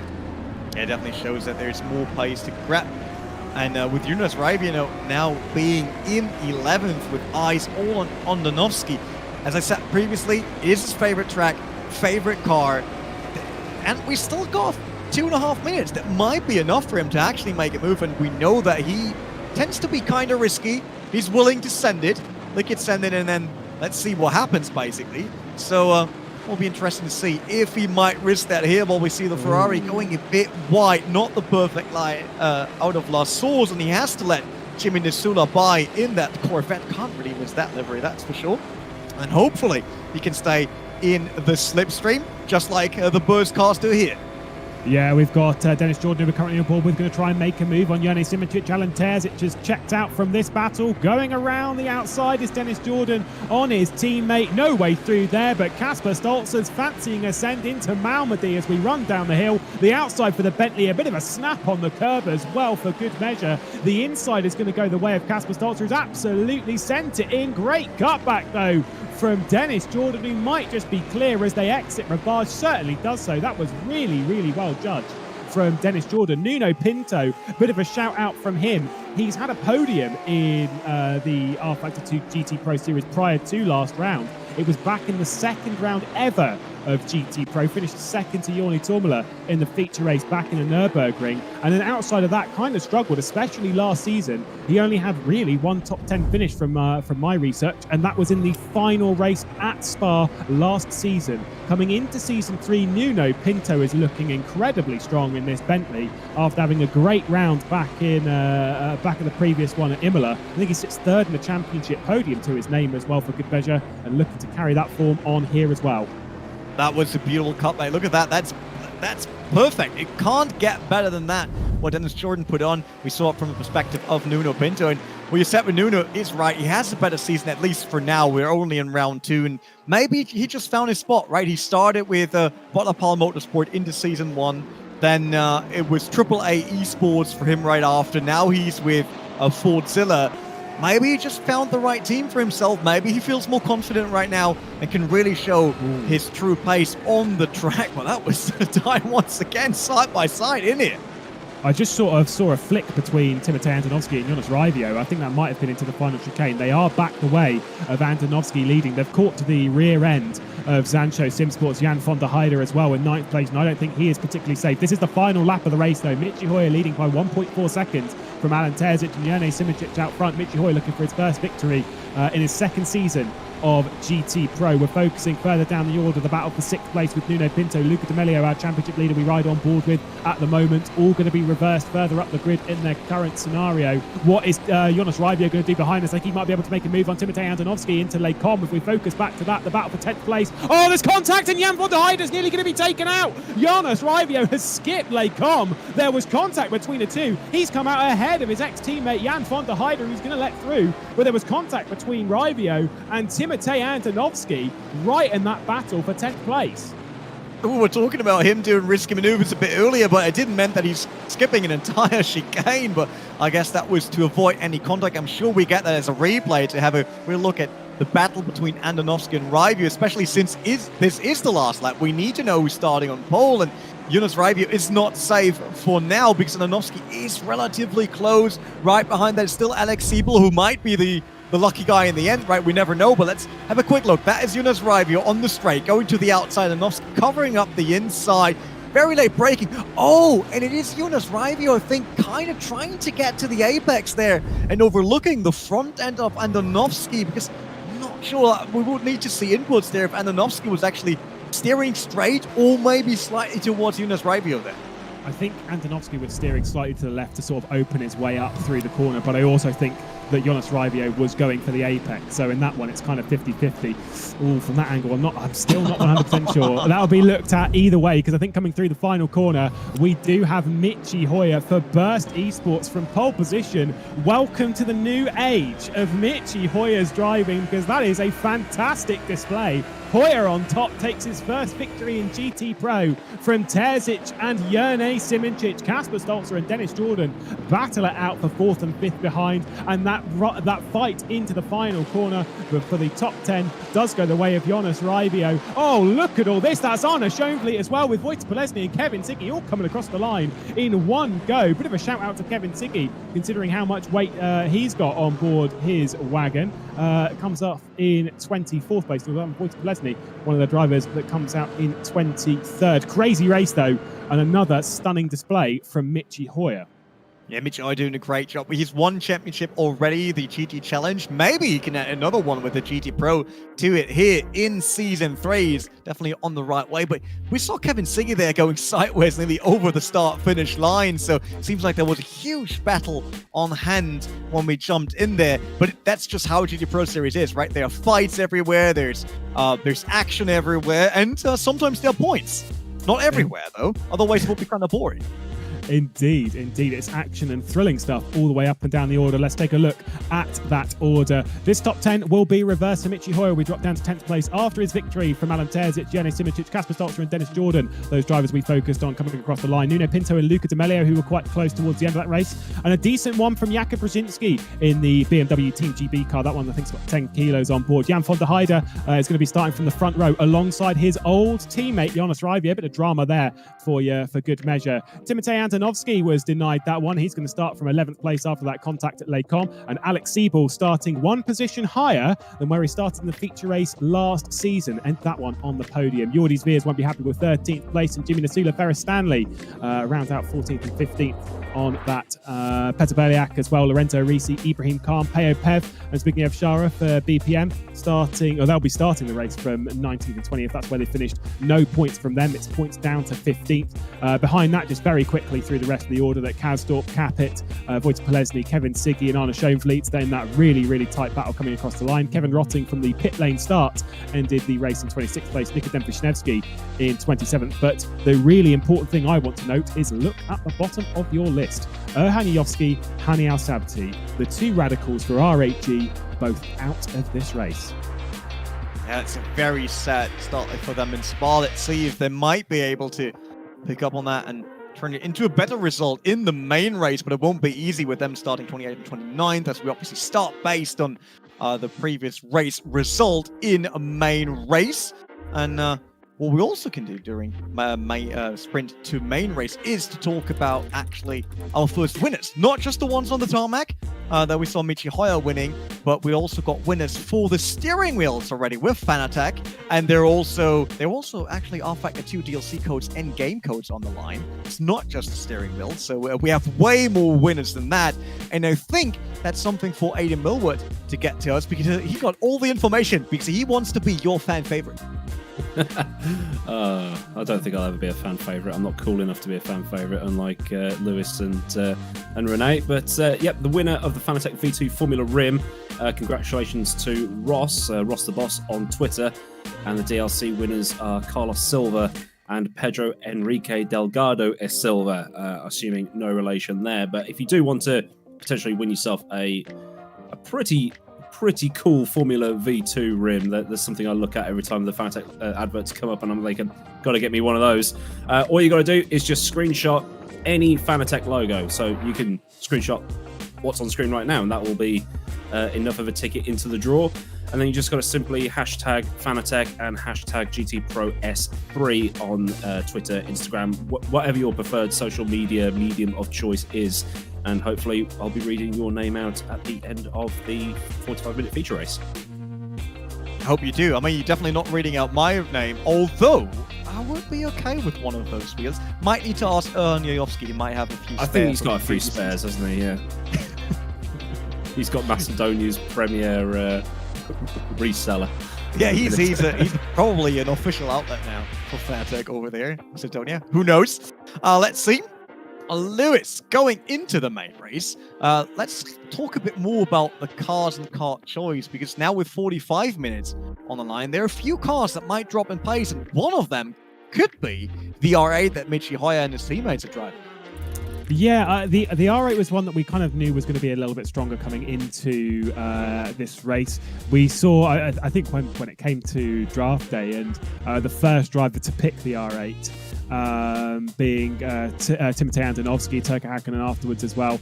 We were a bit in shock. We were like, oh, did we not catch the memo about this R8 being really, really strong? Coming into this, towards the latter point, Michi Hoyer and Dennis Jordan, or Michi Hoyer, Jane Simoncic, Alex Siebel, they all took the Audi R8. Dennis Jordan opted for the 2017 Bentley. Keep an eye on him trying to come through the order, because that Bentley's pretty quick in a straight line. Alan Terzic didn't get his race victory there, but we know he's quite a raceable driver. He'll be starting this one from 9th. Then you've got drivers like Jan van der Heijden and Jonas Raivio, who will be starting from that front row. Jonas will be absolutely hungry for a race victory here. And he's in a great position for that. Where do you want to be when you want to get a main race win? But it's 45 minutes, which means there's way more time for everyone to stick with you, actually find a weakness, and then go through there. And I think that's something that we had to learn in Season 1 and Season 2, like how crucial the last 10 minutes can be in such a race, because there are a few drivers that then struggle with the tires already. Some might even do with their concentration. Don't want to judge here, but there are many different factors that can make you a bit slower at the end of that race. And if you feel like you're the boss in the last 10 minutes, then sometimes you see a lot of places to gain still. Yeah, it's tyre conservation, even in a 45-minute race, is going to be absolutely key around here.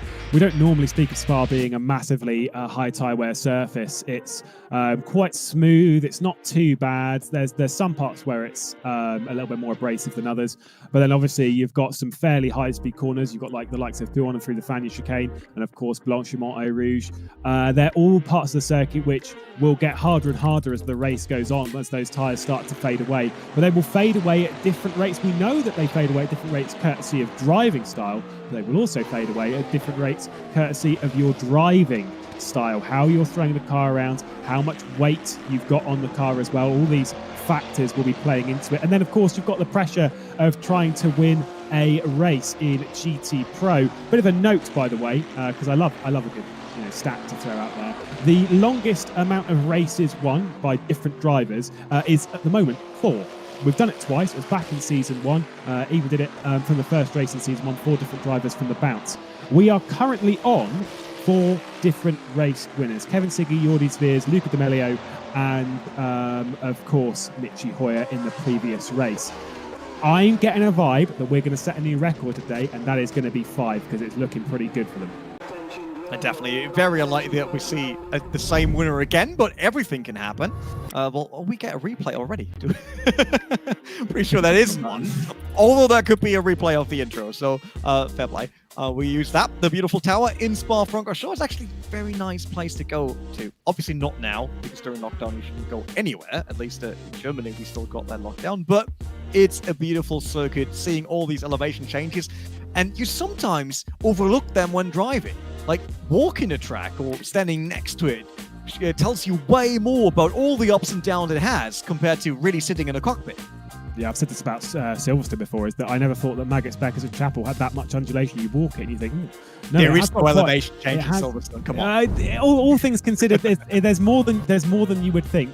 As we head though into the night, let's take a look at the grid for the feature race here at Spa. Jonas Raivio on pole position, looking for his first victory in GT Pro with Jan van der Heijden as well in the same boat. Jakob Brzezinski and Luca D'Amelio, who was victorious in the previous round. Nuno Pinto starts inside the top 5 with Dennis Jordan behind him. Kasper Stolzer as well. It's Jano Simoncic with Alan Terzic behind from 9th position. And Michi Hoyer, race winner in the previous one. Timotej Andonovski with Alex Siebel in 11th and 12th place, rounding out the front 6 rows of the grid. Siebel, who improved a lot in the feature race last time. Let's take a look at him. Jordi Sveers, 13th position with Jimmy Nasula, who worked his way up the order. Ferris Stanley as well inside the top 15, and Peter Berliak for Williams will not be happy with 16th at all. Lorenzo Risi and Ibrahim Khan, who moves up a couple of positions in that race, leading the 2 BPM cars, Peo Pev and Zbigniew Shara, 19th and 20th.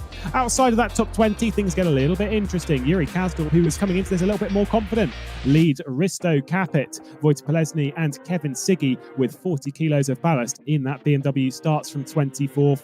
The rest of the drivers, Arne Schoenvliet, who's very disappointed with where he is, Kevin Rotting, who had to start from the pit lane, Nikodem Wisniewski, 4-time race winner in GT Pro, going to be rolling off from 28th on the grid. Hani Al-Sabti from the last place between those. Erhan Yayovsky, a lot of work to do, a lot of big names down the back of the order. And to be fair, it's big names at the front of the order, it's big names everywhere in the GT Pro Series. I would love to see him going from last to first, though. I think that would be great. And you might notice it's a lot darker already because we're obviously moving. It's dynamic. It's not like we have the same starting time as we had in sprint race. So if you were one of the drivers like me when I started with sim racing and you try to basically use shadows for braking points and all that, really bad choice right now because everything changed. This is where a lot of drivers, they would know about this. They would have practiced a little bit in the night coming into this, because it is like the thing that I've tried teaching newer drivers a little bit more is rule number 1: don't use shadows as brake markers. And yet we all do. I do more so than anything else. The moment that it changes, whoops, I've missed my braking point. I'm now way off into the sand and dirt, and you're all well and truly gone. So they've got to be careful with that. Any driver who's not practiced night is in for an absolute treat in this race. Will be very interesting because it is our first night race in the GT Pro season. It definitely is. We had rain previously. We had rain in Spa actually in season 2. That was, as you said, the season finisher last season, where we had Kevin Siggy being among the top. And in the rain, it was kind of tricky. We had drivers that stayed on slicks. We had drivers that had been on wets all day long, hoping for that rain to come. So, there's a lot of different factors that can decide such a race, and lighting is one of them. So let's see how everyone copes with the completely new situation right now. All those lights of the cars in front of you, the missing light around it, no sun, no warmth. So a lot of things to change, a lot of things to come in the next 45 minutes. We saw on board there with Erhan Yayovsky how dark is the back of the pack, only the lights of your car illuminating. And then look at this in the mid-pack. Look at how bright it is for Dennis Jordan. He is going to have a hard time judging because the light's going to be constantly changing as everyone's turning through the corner at different points. The feature race ahead of us, though, and it's going to be the old teammates Jonas Raivio and Jan van der Heijden alongside each other on the front row of the grid at the feature race in GT Pro Season 3 here at Spa, powered by Traction.gg. We're underway, and Jonas Raivio is going to be leading clear into the source from Jan van der Heijden. We ride on board with Dennis Jordan in that mid-pack. He's being dived down the inside, though. Just going to see a bit of a dive from Kasper Stolzer, pushing Luca D'Amelio wide. It's dropped Dennis Jordan a couple of positions for good measure as everyone's fighting and trying to find their way through as we run down the hill towards Eau Rouge for the first time this race. Kasper Stolzer and Luca D'Amelio are still side by side as they hit the apex. There's contact between the two, and they've gone in the background. That is drama. A wheel gone for our championship leader coming into this. They were trying to push it too hard in a 45-minute race, and it was, the immovable object versus the unstoppable force, and it was just chaos ensued. I wanted to say everyone went through turn 1 without any issues, which I really appreciate, and then chaos just reigned all around coming up ready as we see, but Jonas Raivio, he's still in control of this race right in front of Jan van der Heide, who got lucky that he didn't got taken out on the sprint race when Jonas did that move on Andonovski. Andonovski currently in 6th, so he's doing very well. Risto Capit up to 16th. That should be another good one for the Bentley driver, but there are a ton of drivers missing. I mean, look at that. Shara, Pav, both 13th and 14th. They start at 19th and 20th. I think the big thing from all of that is how no one else, as far as I was aware, we'll see if we can check on this replay, is how no one else was involved. This is on board with Ferris Stanley, who's absolutely sent it at T1 and nearly hit the back of Alex Siebel as well in the mid-pack as well. There's a lot of squeezing there between the two Audis. Oh my goodness. Oh right, so there was chaos off of there. That was Jordi Spears being pinched between. I don't know which one that was, if it was Michi Hoyer or Jene Simic being pinched on the left-hand side by the burst, and on the right-hand side by Alex Siebel. And then up here, you've got the 2 cars off on the left-hand side. Oh, right-hand side. I don't think they collect anyone else. Pretty chaotic start in the back of the pack. Yeah, no, I thought it was actually quite clean, but what we had on screen, but it seems like there was so much stuff going on in the background. I think Aiden got some more information about which burst car that was and what else happened on the track, because there's movement basically everywhere now on the scoreboard.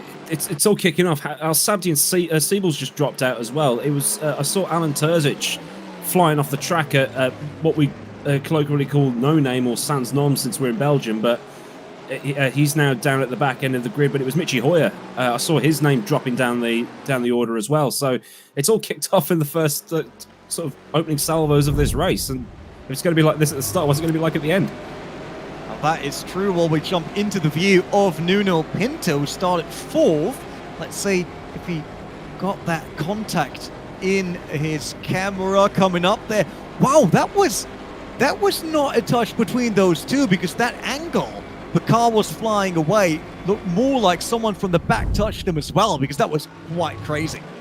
I think Stoltz might have just been pushing the front end of the car just a little bit too much and just got involved in that. Either way, I mean, we could look at that one again and again and again and still find new bits of information that sort of explain what happened in that one. Jonas Raivio doesn't care one bit. He set the fastest lap of the race and is currently leading this one. Here's another replay. Let's take a look. This is on board with Dennis Jordan, as we're going to see these two. Watch Kasper Stolzer on the right side. You've already seen a lift from Dennis Jordan, playing that one super, super smart. So there we go. Kasper Stolzer just trying to give effectively too much room to D'Amelio, clips that curb, and then the front end is effectively just bouncing and bouncing and bouncing, and by the time that he's got over to the left-hand side of the circuit, there isn't anywhere else for him to go other than in the side of Luca D'Amelio. Both of them sent into that wall. Massive drama at the start.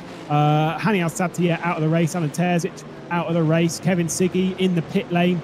A lot has been going on in this feature race, and we've only just started. That is true, and a lot changed in terms of the ranking. We're now with the group here around Kastrup, Stanley, Swears, and then in the background we've got Andonovski, Shara, and Peter Björk. So let's see if they actually find a way, while we got Kevin Siggy for BMW Team Redline and Kasper Stolzer both in the pits, and I'm pretty sure on that Corvette there was a rear wing miss. Yeah, I think that is from that contact. It was hard enough. One of them lost a wheel, I think. At least I saw one bouncing around the road. So, yeah, very much not an ideal scenario as we ride on board with Nuno Pinto, looking to try and challenge for his 3rd podium in the series. He's been in it since its very start, all the way back in Season 1. Same with Kuba Brzezinski as well. And the fight for the podium is going to get pretty harsh, but also the fight for the race victory. The top 4 are all drivers who are yet to take a victory in GT Pro. Jonas Raivio, Jan van der Heide, Jakub Brzezinski, and Nuno Pinto. I'm pretty sure that Jakub Brzezinski has not had one. He is not, so we're all good. Sure about Dennis Jordan. Did he had a win, though? Dennis Jordan did, yes, at Indianapolis last season. Oh, true. That was one of the surprising Very finishes. surprising. Yeah, that's true. Not taken away from him. He's a very good driver, but it was a spectacular race at Indianapolis. So let's see. That would be 4 new winners for us. Kind of cool. I would say that we now get so many different ones. But let's jump back into the replay. That is once again turn 1 with the entire grid going through, and then we'll see that burst R8 of Michi Hoyer at one point. Oh, there was a Sancho car already the wrong way around. Oh, yeah, trying to get the fancy shots. There's also some more spinners down there as well. Hard to see in the nighttime, but there was a lot of calamitous affair happening towards the back of the field. At the front, though, everything was fairly clean, at least for the top 4, with the exception of that crash at Eau Rouge. So the thing is what I'm getting from this is it's not one big crash. They're all little crashes between 2 or 3 cars that have happened 3 or 4 times. We kind of expect a little bit better from the drivers in GT Pro, but when they're fighting so hard for every position has prize money in GT Pro this season, so they're just pushing for everything they possibly can. Yeah, and they know exactly that if you don't take that one chance that you might get, you might never get another one, because it is so tight, it is so hotly contested in GT Pro Series. So yeah, kind of understandable. I like them being on the edge, although I would love to have less crashes on that one, that's for sure. A bit too much action, I think, a full lap 1, especially for the drivers that are already out of contention. Not great for them, but we're back at Jordi Swears and Timothy Andonovski. Kinda a similar position to a sprint race for him, although this time he's 11th instead of 10th. Just want to throw one thing out here. As at the head of this extremely long train, like watch it come through the final chicane, look at them all go. I don't quite know how, considering he started from, I'm pretty sure it was about 21st on the grid. And there he is, Mr. Yuri Kasdorp. How has he got up there already in this race in 8th place? I know he says that his race pace is not particularly up to snuff in this car. The Porsche seems to struggle a little bit on its tyres around Spa, and that was the conversation that was being had with Yuri Kasdorp when he was practicing alongside the likes of Jordi Swears, Kasper Stolzer earlier in the day, and Arne Sovlik was also a part of that. I don't quite know how he's got into 8th. I don't think he's going to hang on to it, but a top 10 at the moment for him in this 10-kilo Porsche would do very, very nicely indeed. And he does a lot better than Payo Paf on 14th with the other Porsche that has 0 kilograms on it. So Yuri Kasdorp really doing very well here. That is Shara against Peter Björk. And Shara able to keep that position, and it needs another attack basically from the Williams Esports driver. And then Turcik, that's 27th. Which car is then in front of him? Oh yeah, true. But he shouldn't be there. We saw Andonovski in 11th. Yeah, I think it's because Terzic is out of the race. He's going to go around the outside of Andonovski. There's a bit of contact as they go into Malmedy. He's now straight lined it. Did get back on the road. There's Jimmy Nasula to the inside. Alan Terzic is going to send it around the outside of Andonovski. Is there going to be more contact running down to the corner? No, he's just being pushed off the road there as they've come together. Oh, this is not going to be pretty. Oh, that's how he went off at that point. There's Jordi Swears. Jordi was close. Yeah, and Payo Paf as well. That was really close that no one else got taken into that, but very just unlucky, I would say, because I think the two cars kind of stuck together, right? Like they have a bit of outward momentum, obviously, because it's a downhill corner. You really start going over the front tires and push to the outside, and then there was just no stopping to any one of those. And in the end, unfortunately, Alan Turcik was the one that had to retire from the race, as he's now listed as DNF. Same for Siebel and Alsapti. Yeah, I think, like, I know there'll be a lot of aggression in that camp, obviously, saying some stuff. I'm sure there'll be words passed, and Mandanovsky obviously doesn't look great in that scenario. But I will say, I'm pretty sure if you were to look at the data properly on it, you would see that Andonovski is turning right in that scenario. It's just the way they've come together at that point. And as Alan is trying to turn for the corner, it's just tipping the rear out of Andonovski, and it's just kind of one of those things. I feel bad for Terzic there. He'll be very, very unhappy and needs to score some decent points. But he's eyeing that VCO rookie award. Both of them are. And so that's not going to do well for Terzic. We focus on this battle for 8th place. Yuri Kasdorp leading Stanley, Swears, Andonovski, Shara as well. There's a bit of a gap between Andonovski and Shara, though, as we see them all run towards Les Combes once again. Yeah, Shara had that fight with Peter Björk, so I assume they lost a bit of time there. While we see Jordi Swears always looking at Ferris Stanley here, trying to find a way around, but not that easy, as his set Spa is not easy to overtake, and Yuri Kasdorp will defend with everything he has to keep that Porsche well within the top 10. Although I have to say, didn't he at 10th position already early in the sprint race, and then all of a sudden kind of went to the back again? I have the feeling that that I saw Yuri Kasdorp now everywhere already on the grid in terms of standings. He's been up and down the order massively, must be said. Yeah, it's not gone. It's not gone well. It then has gone well, and then it's not gone well again, and now it's looking kind of all right at the moment. So we'll keep our eye on him. Here's Erhan Yovsky battling it out with Ibrahim Khan. I think I'm assuming that Erhaniovsky had also been backwards down at turn 1. Let's take a look at this replay and see what's been going on. This is with Yuri Kastorp. Oh, this is going to see how he got through everything in lap 1, I think. Yeah, that should be lap 1. Is everyone still in? Is that Shara really going super deep there? Oh, and then they got very lucky with the Sancho car, and that was from Waveframe Esports. Carnage all over the place. Look at how they go through it. Yuri Kastorp and speaking of Shara, blasting past everyone there up to the way to Eau Rouge. Wow. First of all, you must be very risky with your driving style to go through there, and they got very lucky as well.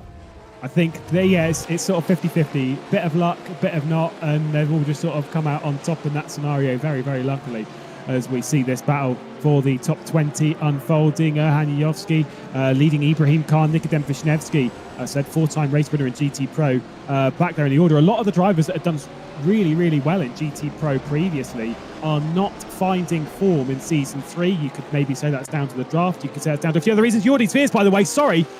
I just clicked on Jordi Sveers in P9. He's ahead of Ferris Stanley, but something happened. He was basically 45 degrees to the circuit at Eau Rouge. Coming through this, Ferris Stanley and Andonovsky are battling it out, and look at that on the grass. That was Zbigniew Shara going lawn mowing a little bit on the Kemmel Straight. Bits of flashing in behind as Berliak and Pev switch positions. Arne Schoenfleet is going to miss the corner as well. Andonovsky and Ferris Stanley come together. It is all happening in GT Pro once again around the outside, though. Did you see that from Zbigniew Shara? That was fantastic.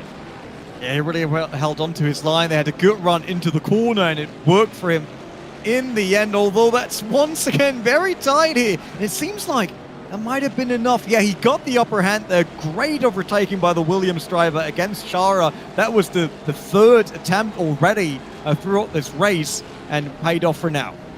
There was also contact behind this, just behind us. Arne Schoenfleet and Peo Pev came together. Risto Capet nearly also involved in that as we're riding on board with Peter Berliak on the back of Ferris Stanley. Definitely want to take a look at what happened between Ferris Stanley and Jordi Sveers coming down into Eau Rouge, because I'm just going to say it, and hopefully we get this in one of the, just queuing it up as well whilst we're here, one of the classic trademark Ruben Carrera Alves super slow-mos.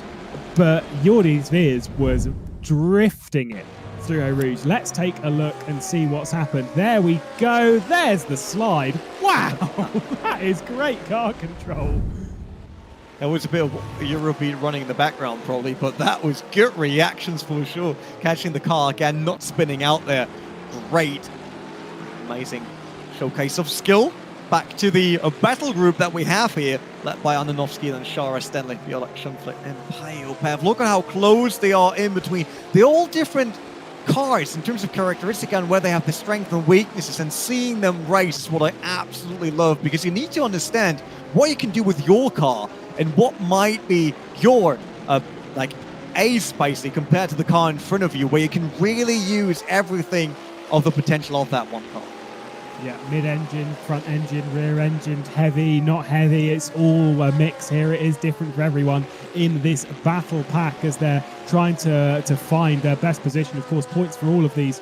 And they'll be looking to climb their way up the order for the best ranking at the end of the round to get themselves, obviously, a bit of extra prize money. Arne Schoenfleet just behind this as we watch Ferris Stanley making a move. Arne Schoenfleet's going to get past in to Les Combes as well on Peter Berliak, because they're all battling out. Speaking of Shara, there's contact behind this as these two are coming together. Arne Schoenfleet has just shortcut Les Combes as well. Yet another driver to add to that list, as there is a lot of touring car-esque style racing happening here at Spa. A lot of rubbing, a lot of paint. I'm almost assuming that some drivers are trying to trade teams here, because they're definitely peeling the sponsors off the other cars.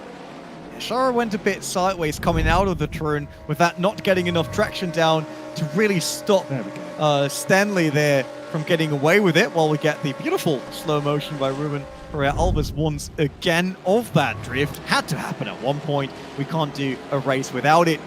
But yeah, it just shows how crucial it is that even if you make him, if you come out, that is absolutely on point. It was just a bit of tire slip in the rear, was too much, lost momentum there, and didn't come back against Ferris Stanley for Shara, now finding himself in 12th, while we got Jonas van der Heide, Jan van der Heide, the other one is Jonas Ravio, and Jan van der Heide, there we go, and Jakub Brzezinski. Tony D'Amelio all over again.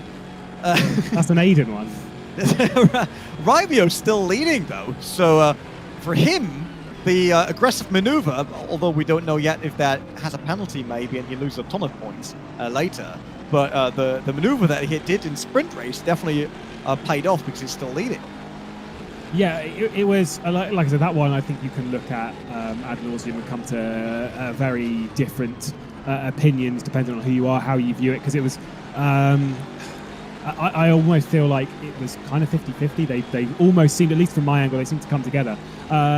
Jonas Raivio will be putting that into the back of his mind and not caring one bit about it as he focuses on this battle and keeping Jan van der Heijden behind, who's just had a bit of a snap there, almost a little bit of a tap of the brakes as well as they went through Eau Rouge and up towards Radion. This is Jakub Brzezinski's best chance to get a podium here, although I don't think he's going to be quite close enough as they hit the apex of Les Combes. He certainly isn't, so he's going to have to lift out of it and slam onto the brakes. Jan van der Heijden, though, just turned in a little bit too early, clipped the apex too soon, brushed over the curb and just pushed himself a little bit wide. Just as a note, Jakub Brzezinski last season, I think he only had one podium, and that was in the first round of the season. Hasn't had a podium since that point either, so this is looking like it's his best drive in almost 6 months in GT Pro.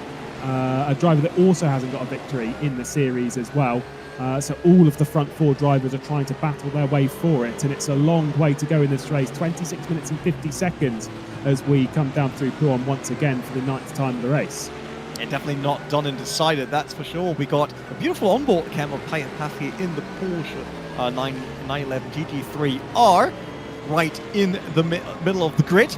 Obviously, the top four now fighting, and I wonder, is that Nuno Pinto creeping closer and closer here to the Jan van der Heijden and Jakub Brzezinski? He could get involved in that very, very soon.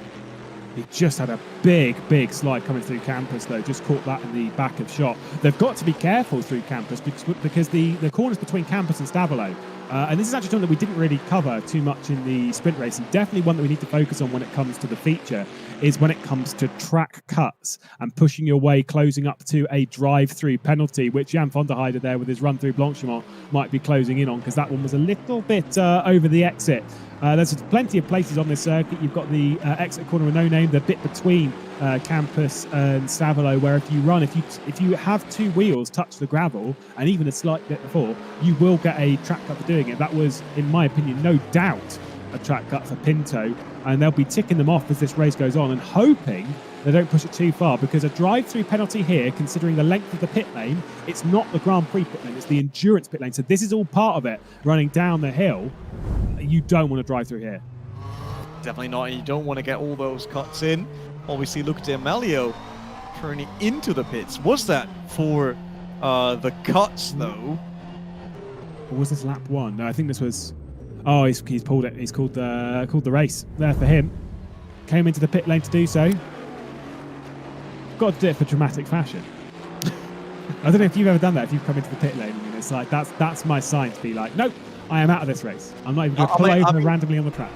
I mean, at one point I was actually supposed to go into the pits as it was last lap, and the league actually said you have to go in pits, and I ran out of fuel right on the last corner before rolling into pits. So that's my way of making sure that I'm on the stream no matter where I am in terms of standards. Smart move. You've got to do something dramatic, I think. It's either got to be a really large crash or just good driving, but good driving's hard work, and I'm not about that. Well, I can't go there, you know. I will say Yuri Kasdorp ahead of this is doing a fantastic job to hang on to 8th position. You can see because of that slide that Jordi Zveers had, it actually slowed down this entire pack with Ferris Stanley, Timotej Andonovski. Andonovski's cleared off from Ferris Stanley. He was doing such a good drive back in Imola. It was definitely his best drive, to be fair. I think it was some of his best driving in the entirety of GT Pro. Did the first season in the Mercedes that we don't have in GT Pro Season 3. It was really, really impressive drive. Seems to be struggling a little bit more here as he was sort of causing a little bit of a train. Kasdorp, though, is hanging on. Zveers isn't even really close to him, so Kasdorp's all out by himself in 8th place. So for those Kasdorp fans that we know he has a lot of, Mr. Streamy Boy now, isn't he? He's doing very, very well. He definitely is, that's for sure. But this battle is, I think it's really heating up now, because we've reached the 20-minute mark, and then we know latest at the 50-minute mark, everyone will go crazy to try to make moves before the race is over. And Not sure if Jan van der Heijden and Jakob Brzezinski actually coming a bit closer to Jonas Raivio, or Jonas might get lucky and Nuno Pinto get involved in that fight before that and kind of slows them down. Erhanujovski now up to 18th. That's Kevin Rotting right behind him, and that's a long train of cars he's in. Yeah, absolutely huge. This is where it's kind of distracting because you get lights and stuff going all over the place. As we see the stats on Erhanujovski, you don't really need to do too much to go into the detail on how strong his run in GT Pro has been. Of course, 2-time series champion, 8-time race winner, the most race wins of anyone in GT Pro. And when I say that, I don't mean like by 1 or 2. He has double the race wins of the next person, and that is Hani Al-Sabti and Nikodem Vishnevsky, who both share 4 apiece. So it shows how dominant he's been over the last 2 seasons. His qualifying and stuff has always been very, very impressive. Has not had more poles than anyone else, as far as I remember. But he has had more second place qualifying than anyone else. In fact, last season, he was on the front row every single race. All 6 rounds, all 6 qualifying sessions, he was on the front row. Testament to his qualifying. At the moment, his qualifying record, he's been on the same row, as far as I remember, for both of the rounds of GT Pro this season. Unfortunately, it is a few rows lower than that, being the 15th, as he's now battling with Lorenzo Arisi to try and get himself 17th position, the double champion. No way through into Puon. Great run here. And it's like this night racing. I absolutely love it. Look at that, how close it gets between those two once again, Jojovski and Kevin Rotting. He was looking at around the outside, but there was absolutely no way, especially since Radical is fast and nimble on those corners. You see that how he's edging away from Kevin Rotting. Further up the field, we got Ferris Stanley. And speaking of Shara, both of these actually went side by side a bit earlier again, and it seems like Shara is coming back with that Bentley that we think that is so quick currently. Like Bentley, the new one, the old one, although the old one seems to be a bit quicker, the new one is definitely not slow at all. But will it be enough to catch Ferris Stanley in the 4880? Yeah, the old one seems to be the preferred vehicle at the moment between the 2 Bentleys, but the new one is still a hefty beast, of course, the one that won the first races. There's a big slide there from Zbigniew Shara, a bit of flash of the lights as well further down the pack. I think that one might have been from Risto Capit or potentially Arna Schoenvliet. It was actually something very interesting that I noticed at the first round. I'm sure quite a lot of us did, is that GT Pro was mirrored by GTE Challenge, where we had the new Bentley take the victory in the first race in both of them, as Martineau took victory in the sprint race at Imola in GT Challenge.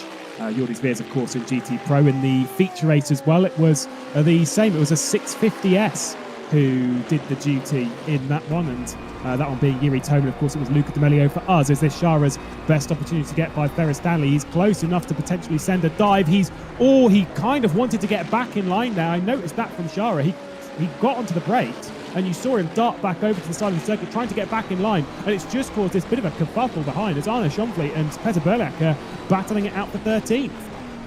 He lost a lot of time there. Luckily, Stanley didn't lose the car at all, so he came back onto the track. He still has his position that he was in previously, so it wasn't too bad, although that was really close. Could have gone totally wrong here. Yeah, it was not the finest moment of race. It's just a little bit of a misjudgment there. Just want to point out one thing a little bit further up on the grid, because we were talking about the gap closing in and such between the race leaders. It did come down a couple of tenths. The last lap, it went out by a whopping 7,000th of a second between Jonas Raivio and Jan van der Heijden, lapping very similar lap times. Kuba Brzezinski, or Jakob Brzezinski, is lapping on basically exactly the same. It was Nuno Pinto, though, who's been struggling the last few laps, was a second and a bit off a couple of laps ago. Previous lap was 4 tenths slower, so he is dropping out of the podium fight and into the clutches of Indianapolis race winner Dennis Jordan. The last 90 minutes now. We've got another replay. Is that the... Oh no, that is Erhanujovski on 17th, all right. Rouge and then up Radio. This car is really getting unsettled there. Might have been another cut. Yeah, I did see a driver with a drive-through penalty. Couldn't tell who it was based on the stem, but that's how he got by Lorenzo recently. I think it might have been Hanujovski. We'll have to get a bit of a call on that as things proceed. They're still going to battle it out to the apex of Les Combes, up and over the curb, just cutting it in front of the Italian of Lorenzo Arisi. It was Kevin Siggy we're getting work that was the driver with the penalty. So for Hanujovski fans, you can take a bit of a breath. is still on in this group, although Shara lost contact there to Ferry Stanley up front. Who's that? Is that Stanley? It is. Yeah, he's coming in. Oh, did he get a cut for the chicane? Ooh, very, very good. Maybe. That is a bit of a shame, bit of a harsh one. But back to the inside, trying to make a move for 12th position, or rather hold off Arne Schonfleet. And Schonfleet to the outside. It's got the inside for Malmedy, though. That could be a very well-judged move from the Belgian on home soil at the moment from Arne Schonfleet. Qualifying in race 1 didn't really go his way. It did in race 1 at Imola. Race 2, he got sent round by Jerne Simoncic. This time he's working his way up the order bit by bit. He's doing a good job actually creeping further up the grid and getting more points in. This is the replay. Once again, speaking of Shara on Ferris Stanley. Might have been a small nudge though, and then he just pulled off into the pits. Must be a drive-through. Quite close. Quite close to being hit there by Shara behind. So Shara's almost a touch lucky not to get some damage in the front end. Obviously, he would, like, rightfully so, you'd have no idea that someone else is coming into the pit lane. You wouldn't expect it in the race. We don't have pit stops in GT Pro, so it's not something you're prepared for. So the way you come off that corner, you hold quite a tight line, floor it, and then hook the final apex through the second part of the chicane. So if there was contact in that scenario, I'd be like, well, I mean, it's kind of one of those things that's kind of unexpected in that scenario, but pretty close, pretty close. Jan van der Heijden is still looking at Jonas Rivio all the way up front. Well, Jan van der Heijden is obviously the car in front with a Sancho livery, while we're on board with Jakub Brzezinski. It seems like Jakub Brzezinski lost a bit of pace lately, at least the last 2 laps, I would say, which is not as close as he had been previously to the Sancho driver. Jonas Rivio, a very calm race so far, I would say. I mean, he wasn't under a lot of pressure since the start. He got lucky that he had nothing to do with any of the crashes in the background, so he was able to kind of run away with this race. Although, I want to say that the Aston Martin might not be the best car in the long run, but it's also the very first time we could see an Aston Martin winning. Yeah, it was one of the calls that was made late in the draft, where we were wondering what kind of cars the drivers that finished higher up last season were going to get. Jonas Rivio had a choice between picking a Callaway with a bit of weight, picking a Bentley with a bit of weight, picking a Porsche with a little bit of weight, and he went, there's an Aston Martin with no weight there. I fancy that one. Looks like it could be a bit of a blinder of a call as he's looking to secure himself his first victory in GT Pro in the 4th race of the season. And of course, it'll be the longest streak of different winners that we've had in the series as well. It would make it 5 from 5 races. Obviously, that includes the last season where we came to Spa in the final race where Siggy took victory as well. So it would be 5 in that. It would be 4 from 4 when it comes to race victors this season. It would also be 4 from 4 when it comes to brand new race victors this season. We're seeing a new flock of drivers head to the front of GT Pro in its current format, focusing on that battle as Erhan Yovski is working his way to the back of Risto Capit, his teammate, who's currently at the head of this train. Capit from Pev, from Yovski. We've got Lorenzo Risi, we've got Rotting as well, and Ibrahim Khan not too far off the back end of this. And of course, sprint race winner here at Spa, Michi Hoyer, 20th position after that first corner contact between himself, Alex Siebel, and Jordi Sveers as well. Let's see if we really get a new winner. You're saying 4 out of 4 already, but we're not done yet here at Spa in the GT Pro Series Round 2. And a lot can happen in the remaining minutes, that is for sure. And the battle for 14th is still on, and we see Risto Capit. We didn't saw a lot of him so far in race number 1, in race 2 here now. We've got Waveframe Esports obviously involved in this one as well. And in the background, that's a McLaren 720S of Kevin Rotting. So that's Lorenzo Arisi in between, and Peo Path with a Porsche. I was just looking at it, it's like, wait, is there any car doubled up? But not really. I mean, this is a group consisting of different cars on every single position. Yeah, it's a lot of differences up and down in that train, which is quite a surprise, especially when you consider a bit further up the pack at this battle that we're looking at. We're seeing 2 of the 2017 Bentleys battle it out over 4th position. I think Dennis Jordan would be normally trying to play a bit of the long game and try and push Nuno Pinto up to the back of the podium battle and get involved in that and maybe try and secure his second victory in GT Pro, but alas, that's not going to be the case. He's got no real threat from behind, as Jimmy Nasula in 6th place is a fair ways back. A bit of a note, by the way, when it comes to Risto Capi. Like you say, we haven't really talked about him too much. Didn't really, obviously in the car that he's in, didn't really do too well back in back at Imola. He's got 20 kilos on his Bentley. Whilst that was the race winning car, that 20 kilos, he reckoned it cost him about 3 or 4 tenths of a second every single lap.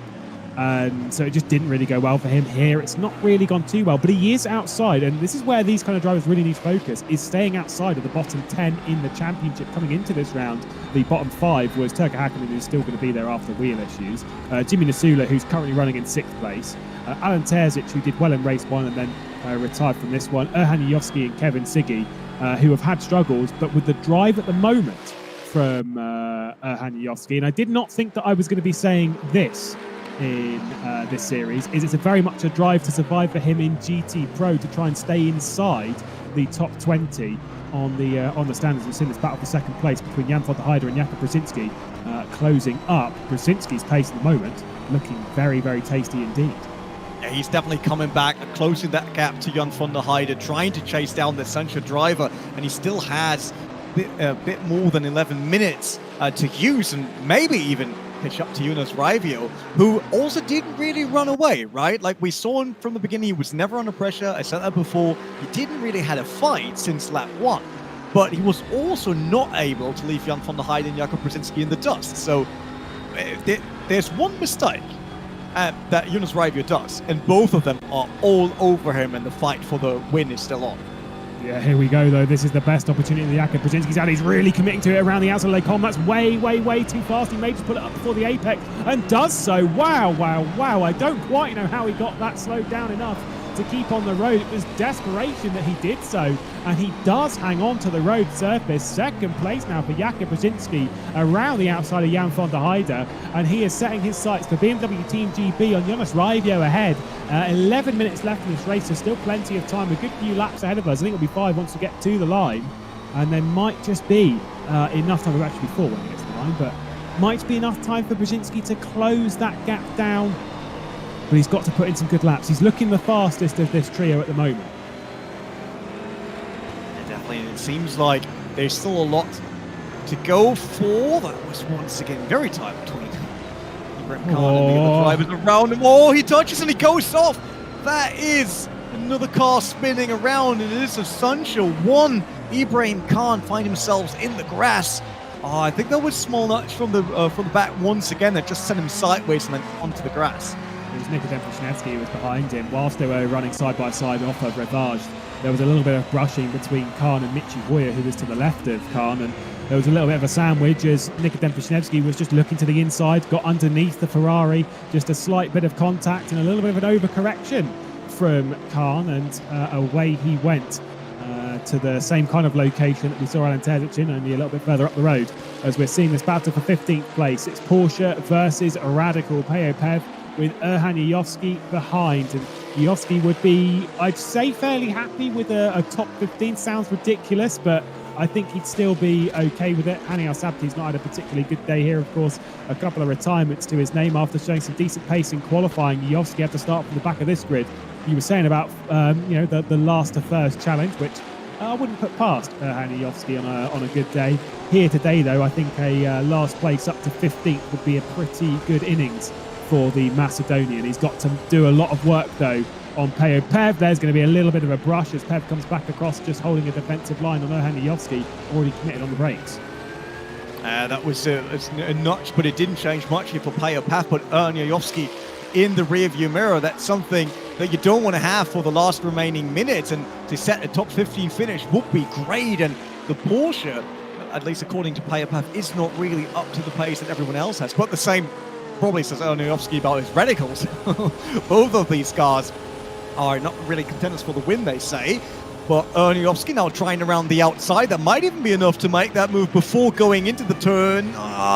Was not able to bring it up to the inside, to the apex. That opens the door once again for Peo Pev. But it was enough for him to go side by side and keeping it that way and trying to get the upper hand with that. And all of a sudden, Ardennes is in the top 50. It's absolutely identical in almost every single way, with the exception of drivers and cars, to the move we saw Jakub Brzezinski do on Jan van der Heide. There was contact at the exact same place, just past the apex of the second part of Les Combes, and it was very, very late on the brakes around the outside. Identical moves. Let's have a look then. This is looking backwards towards Michi Hoyer. You've got the BMW there of Nikodem Wisniewski. This is running into Rivage, so Hoyer's a little bit wide. It's allowed the Ferrari to get to the inside. Nikodem Wisniewski's making this 3 wide in this scenario, and away goes the Ferrari of Ibrahim Khan down the escape road on the exit, and away he goes. He's still going on the road though, 22nd position at the moment on the circuit. And to be fair for Ibrahim Khan, he's just trying to sort of get himself enough points to potentially escape a relegation position, nearly running into the gravel trap a little bit there as we're riding on board with Kevin Rotting. I'm pretty sure Erhan Yovski did touch it, and again, they'll be getting track cuts for those, and with not very long in the race, you'll be throwing away a good, healthy position at the moment. Just a little quick note, 0.2 of a second, Jakub Brzezinski was faster than Jonas Raivio, 1.1 seconds between the two at the moment. We'll keep an eye on that battle if it closes up anymore. Yeah, with 7 minutes still to go, there could be changing once again, although with Kevin Rotting now getting involved in this fight, I highly doubt that Payapaf has a chance to try and have another go at Erhan Yovski, because he will be busy with trying to defend that 16th position from Kevin Rotting, the AAA esports driver, because he's on the run right now with that McLaren, and seems like their pace is there to overtake the Porsche. Potentially. I mean, we've seen, of course, very recently Erhan Yovski go around the outside, but the difference is now that Payapaf has a little bit of slipstream from the Radical ahead, and it will just potentially be enough to hold Kevin Rotting at bay as they run over the crest at Radion. A little bit of a flash there from Erhan Yovski. Not sure what was. I think there was a little bit of a flash between Pev and between Yovski. A little bit of in-race communication. Not quite Morse code, because I don't think many people these days understand it. Everyone can do SOS, but then having a full communication session on the Kemmel Straight, not really long enough in Morse code. Certainly not the best way to communicate your intentions. I mean, just saying, if Payapaf has enough time to do Morse code while racing these guys, I definitely need to have a word with them, that's for sure. Yeah. Because yes, it seems like there's still a lot of potential untapped during the race. Well, we saw that move there by Erhan Yovski. Great how he passed that Porsche and going into the top 15, and he absolutely deserves it. And it seems to that the reticle kind of comes to life right now here in this main race. It seems to, be a bit of a longer distance car. I'm not actually that surprised by that. It's quite a light car, certainly lighter this round, being 40 kilos lighter than it was at Imola. It is a light car. It's one that with the downforce and stuff, like we always speak how it's a bit closer in a sense to a prototype in an ideal sense. And it will just, with that downforce and stuff, it will just look after its tyres a little bit better. Sorry. A bit of a note. Jonas Raivio has just dropped 3 further attempts to Jakub Brzezinski. It is getting very close for the race lead here at Spa. Yeah, that's great for us. I mean, for watching, that's exactly what we want to see. Another fight for a win. It would be kind of sad if Jonas Raivio just gets it right from the start, but not that I think he should get it. But with a fight, it will be a bit better. And that was Payapaf tapping Erhan Yovski there. Luckily, he didn't lost the position. Let's hope he didn't got a cut for that. Oh, I think he did. Oh, what was that? What has happened to Payapaf? There has been an issue here as well. You've got Erhan Yovski here. What has happened between those two? I think that Erhan Yovski did get a track cut from that. It looked like he got a drive to it. It's quite hard to tell from our end at the moment. But there is a lot that has just happened, and I'm sure Ruben will be queuing up replays galore that we will have to run through in this towards the end of this race. That is not good from the two of them. Yeah, we definitely need to have a look at what happened there, but we also have to keep our eyes on exactly this here, the fight between Jonas Raivio and Jakub Brzezinski. Now that he passed Jan van der Heide, it's nothing between him and a race win other than this Aston Martin. The teamless Aston Martin, actually. He said that already, Jonas Raivio not with Sancho anymore, but here's the replay. See what happens. That Payapaf on the way to the chicane, braking, trying to operate the reticle. Oh, a bit from far behind. That's definitely not how you should do it. Sending that reticle across the chicane. And what happens then? Because what is he doing? Naughty. What is he doing? So Erhan Yovsky there, and I'm just gonna call this as I'm seeing it. Whether it has been 100% true, we'll roll with. He's picked up the track cut, has then decided that right, I want to pull out of this race, but then intentionally crashing your car, which is a huge no-no because it's not an intentional wreck of someone else, but still you can get a massive slap on the wrist for the double champion.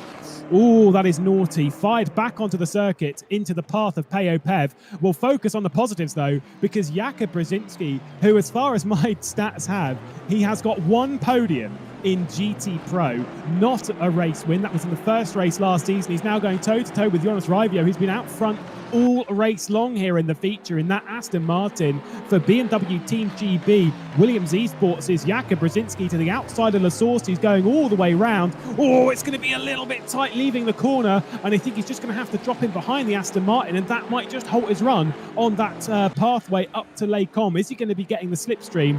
I'm not 100% sure. Oh, Jonas Raivio now really has to work for the win other than just doing fast lap times, because Jakub Brzezinski, he now wants to make that move. It's 2.5 minutes, and he sees that his pace is a bit quicker than from the Aston Martin of Jonas Raivio. He got the slipstream. That will probably not be enough to do that on the braking, though. No, definitely not. They're turning in there, but look how close he is to the inside there, really on that curve, absolutely on point, trying to minimize the way the BMW has to travel, and he's definitely once again right at the bumper of the Aston Martin. Both of these drivers will be looking at the time, praying for two very, very different things. Jonas Raivio will be hoping that we're on the penultimate lap. Jakub Brzezinski will be hoping that there'll be another one just in case. And I can tell you now, based on the times that they're doing, this is not the penultimate lap. We will have the penultimate lap next time by, and then there'll be one more after it. So in an ideal sense for Jakub Brzezinski, he can almost take his time with this attack. It seems like the straight line speed of this BMW is pretty healthy in comparison to the Aston Martin ahead of Jonas Raivio. Both of them, like we said, time and time again, have not taken a victory in GT Pro. If they come together too hard, they've got 3 seconds back, and only 3 seconds back to Jan van der Heijden, who's paced towards the end of this race. A bit surprisingly so. I thought his pace, when it comes to race stints, was looking a little bit better than this, but seeming to struggle to keep up with the top two. Here we are then out of Stavelot onto the back stretch as we head into Blanchimont. I don't think he's going to be quite close enough for a dive into the chicane, but potentially into Les Combes. He needs to time it right. It needs to be built up properly. Let's see. You said that, like, you need to basically prepare the move that you want to make, because there's not much time left, and you lose ground again if it's not working on the first time. So Jakub Brzezinski should for basically 100% chance here if he wants to make that work for him. He is fast enough. He's always catching up to Jonas Raivio, but it's a different thing catching up and actually overtaking. He's launching up the inside of La Source. There is a small tap to the Aston Martin, but it seems like Jakub Brzezinski might have the better run out of La Source. No, he doesn't. Has to slot into second once again, but that means slipstream available for the next straight.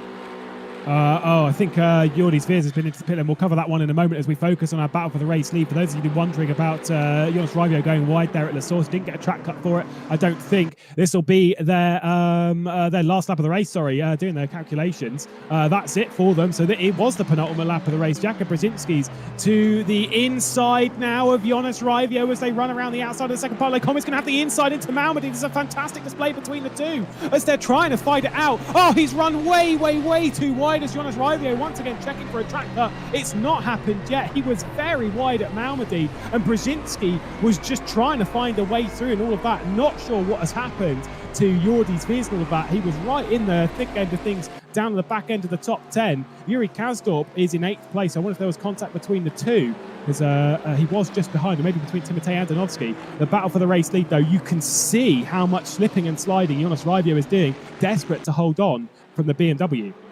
And what a fight we get here for the very last lap in GT Pro. Absolutely love that action on screen, and both of these drivers will be absolutely deserving winners, that is for sure. It's either Jonas Raivio, who was in control of the race the entire time, or Jakub Brzezinski, who actually had way more overtaking to do and is now working on finally finding a way around that Aston Martin there. Oh, another wide run from the Aston Martin of Jonas Raivio. This comes down to one part of the racetrack then. It'll be into the chicane, where Jakub Brzezinski has been very strong. It's where he's closed up most of his time to the fin ahead. Raivio driving for himself. Jakub Brzezinski driving for BMW Team GB with Williams Esports as well. He's got to go to the outside of the bus stop. He has absolutely committed it and sent it. There's a little bit of contact. Oh, Jakub Brzezinski fired it in as hard as he could. It's been 2 seasons in waiting though, and Jonas Raivio comes out of the final corner to cross the line at Spa. Finally a victor, driving for himself. Jakub Brzezinski behind, and Jan van der Heide on the podium as well for Sancho Simsport. Another fantastic drive from Nuno Pinto to grab 4th place. He is having the season of his career so far in GT Pro, and Dennis Jordan escaped all of the calamitous affair on lap 1 to grab himself 5th. Let's take another look at what happened between Jonas Raivio and Brzezinski. This was Brzezinski's best opportunity. Raivio tried covering it off as best he could, but watch this around the outside as best he can, maybe running for some a little bit too wide, but he didn't get a drive-through for it. Hangs on to the lead. Jakub Brzezinski won't be happy with that, but what a display it was between the two. And great fight we saw here, and both drivers giving their absolute best and everything available to get a win. And Jonas Raivio said that it's the first win overall. It's the first time that we've seen Aston Martin on the podium even. But I would say Jakub Brzezinski deserves it just as much as Jonas Raivio. Jan van der Heide, unfortunately, we didn't saw him in this fight for the win at the end. Although I say he probably had the pace to be part of that as well. Yeah, night fell on Spa, and in racing terms, it was a fantastic one. Jonas Raivio, with his first victory in GT Pro, becomes the 4th different winner of the season, 5th different winner in a row. Jakub Brzezinski behind, and Jan van der Heide rounding out that podium, with the top 5 being those that we said, Nuno Pinto and Dennis Jordan. Jimmy Nasula, great drive to 6th place with Jerne Simoncic inside the top 10. And yeah, but that might, I think there was a little bit of contact earlier in the race. I think he might be okay escaping all of that. Obviously got into a little bit of trouble back in Imola. Yuri Kasdorp, what a fantastic drive it was from him. Down outside, I think the top 20 even, ended up in 8th place. Timotej Antonovsky and Zbigniew Szara in 10th to round out that top 10. Arne Schonvliet will be the first just outside of it in 11th. Of course, points for everyone who finishes the race in GT Pro. Petr Boliak behind that. Risto Capet, a good drive from him in that Bentley as well to get inside 13th position. Kevin Rotting and Lorenzo Arisi. Michi Hoy, Nikodem Wisniewski, Wojciech Polesny down to 18th position. Nikodem Wisniewski will be congratulating his teammate at least on a very solid drive and a solid podium. Jordi Zveers in 19th position, I think had a late race drive-through penalty, and that's why he dropped down to 19th position. Ibrahim Khan had a few issues being spun at La Source and then spun at Rivage as well, and in 20th position. Peo Pev will be very, very cross with one Mr. Erhan Yovsky. More on that in a moment, as he ends down in 21st place, battling up inside the top 15. Ferris Stanley and Kevin Siggy round out the finishers. It was domination last season from Siggy here at Spa. Unfortunately, not so much this season, 40 kilos on his BMW. Erhan Yovsky, the first of the retirements, and in very controversial circumstances as well, RQing from the race, a good old cheeky rage quit. Luca D'Amelio, Kasper Stolzer, Alan Terzic on the early part of the race in lap 1, of that being sent across the inside of the corner with no name. Alex Siebel and Hani Al-Sabti out basically before even a lap was complete, and very much a shame for them.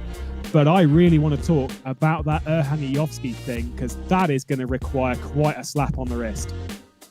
Yeah, but it's also something that needs more time to look into. I'm pretty sure that Jimmy Allison will be all over this already to figure out what exactly happened, because it was something that caught us by surprise, right? They were fighting, Peo Pev Touchman on the rear. That wasn't the greatest way of trying to do dive bomb, that's for sure.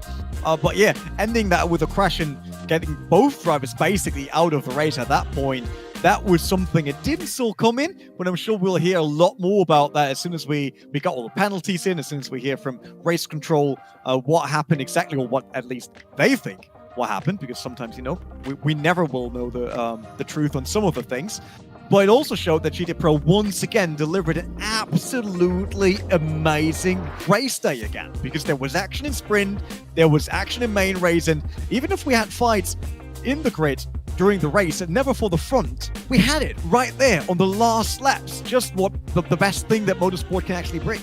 It continues to deliver, does GT Pro, powered by Traction.gg. A fantastic display for Jonas Raivio, finally taking that victory. That'll taste ever so sweet, especially considering his departure from Zancho and running into the next round at Silverstone. It's a circuit he'll want to do well at and carry that form. Of course, we'll see how that one chops and changes when it comes to the BOP. But you can see our 4 different winners over the season: Jordi Zveers, Luca D'Amelio, Michi Hoyer, Jonas Raivio. those are all brand new victors in GT Pro. And to be fair, considering the other drivers up there, you've got Jakob Brzezinski, Jan van der Heide, who are battling it out towards the front end, Nuno Pinto as well, Jerne Simoncic, all these drivers that I'm saying here are all drivers without a victory in GT Pro. I reckon you can see that trend continuing. And they still got 4 races though to claim a victory, so let's see what happens there. And when it comes to victories and actually cool things, then we need to send it over to Aidan Millward again, because I'm pretty sure he has a few more Fanatec wheels and rFactor 2 DLC and game codes to give out to the people out there. Yeah, Paul Jeffrey has fired these over to me. I'm sure he's done this deliberately because I'm going to have fun pronouncing some of these names. So the winner of the Fanatec McLaren V2 rim from our good friends at Fanatec is Vegard Skelhating. That's his Instagram handle. The Fanatec Formula V2 winner is Anto Arts 9, which is his Twitter handle. And then DLC winners have gone to Silver, #VIP Squad, #JV8, and Bernardo Colby. So very well done to those people. At least the last one wasn't easy. Come on. Aidan, Yeah, no, it's now look, it's probably pronounced Colby or something like that. So I'll probably butcher the whole lot. But How often did you train the previous 3 names before we cued you in? I just read them. Like, really? That was the first time? Brave. Yeah. Man, Very cool. Aidan's real expert. That's how it goes.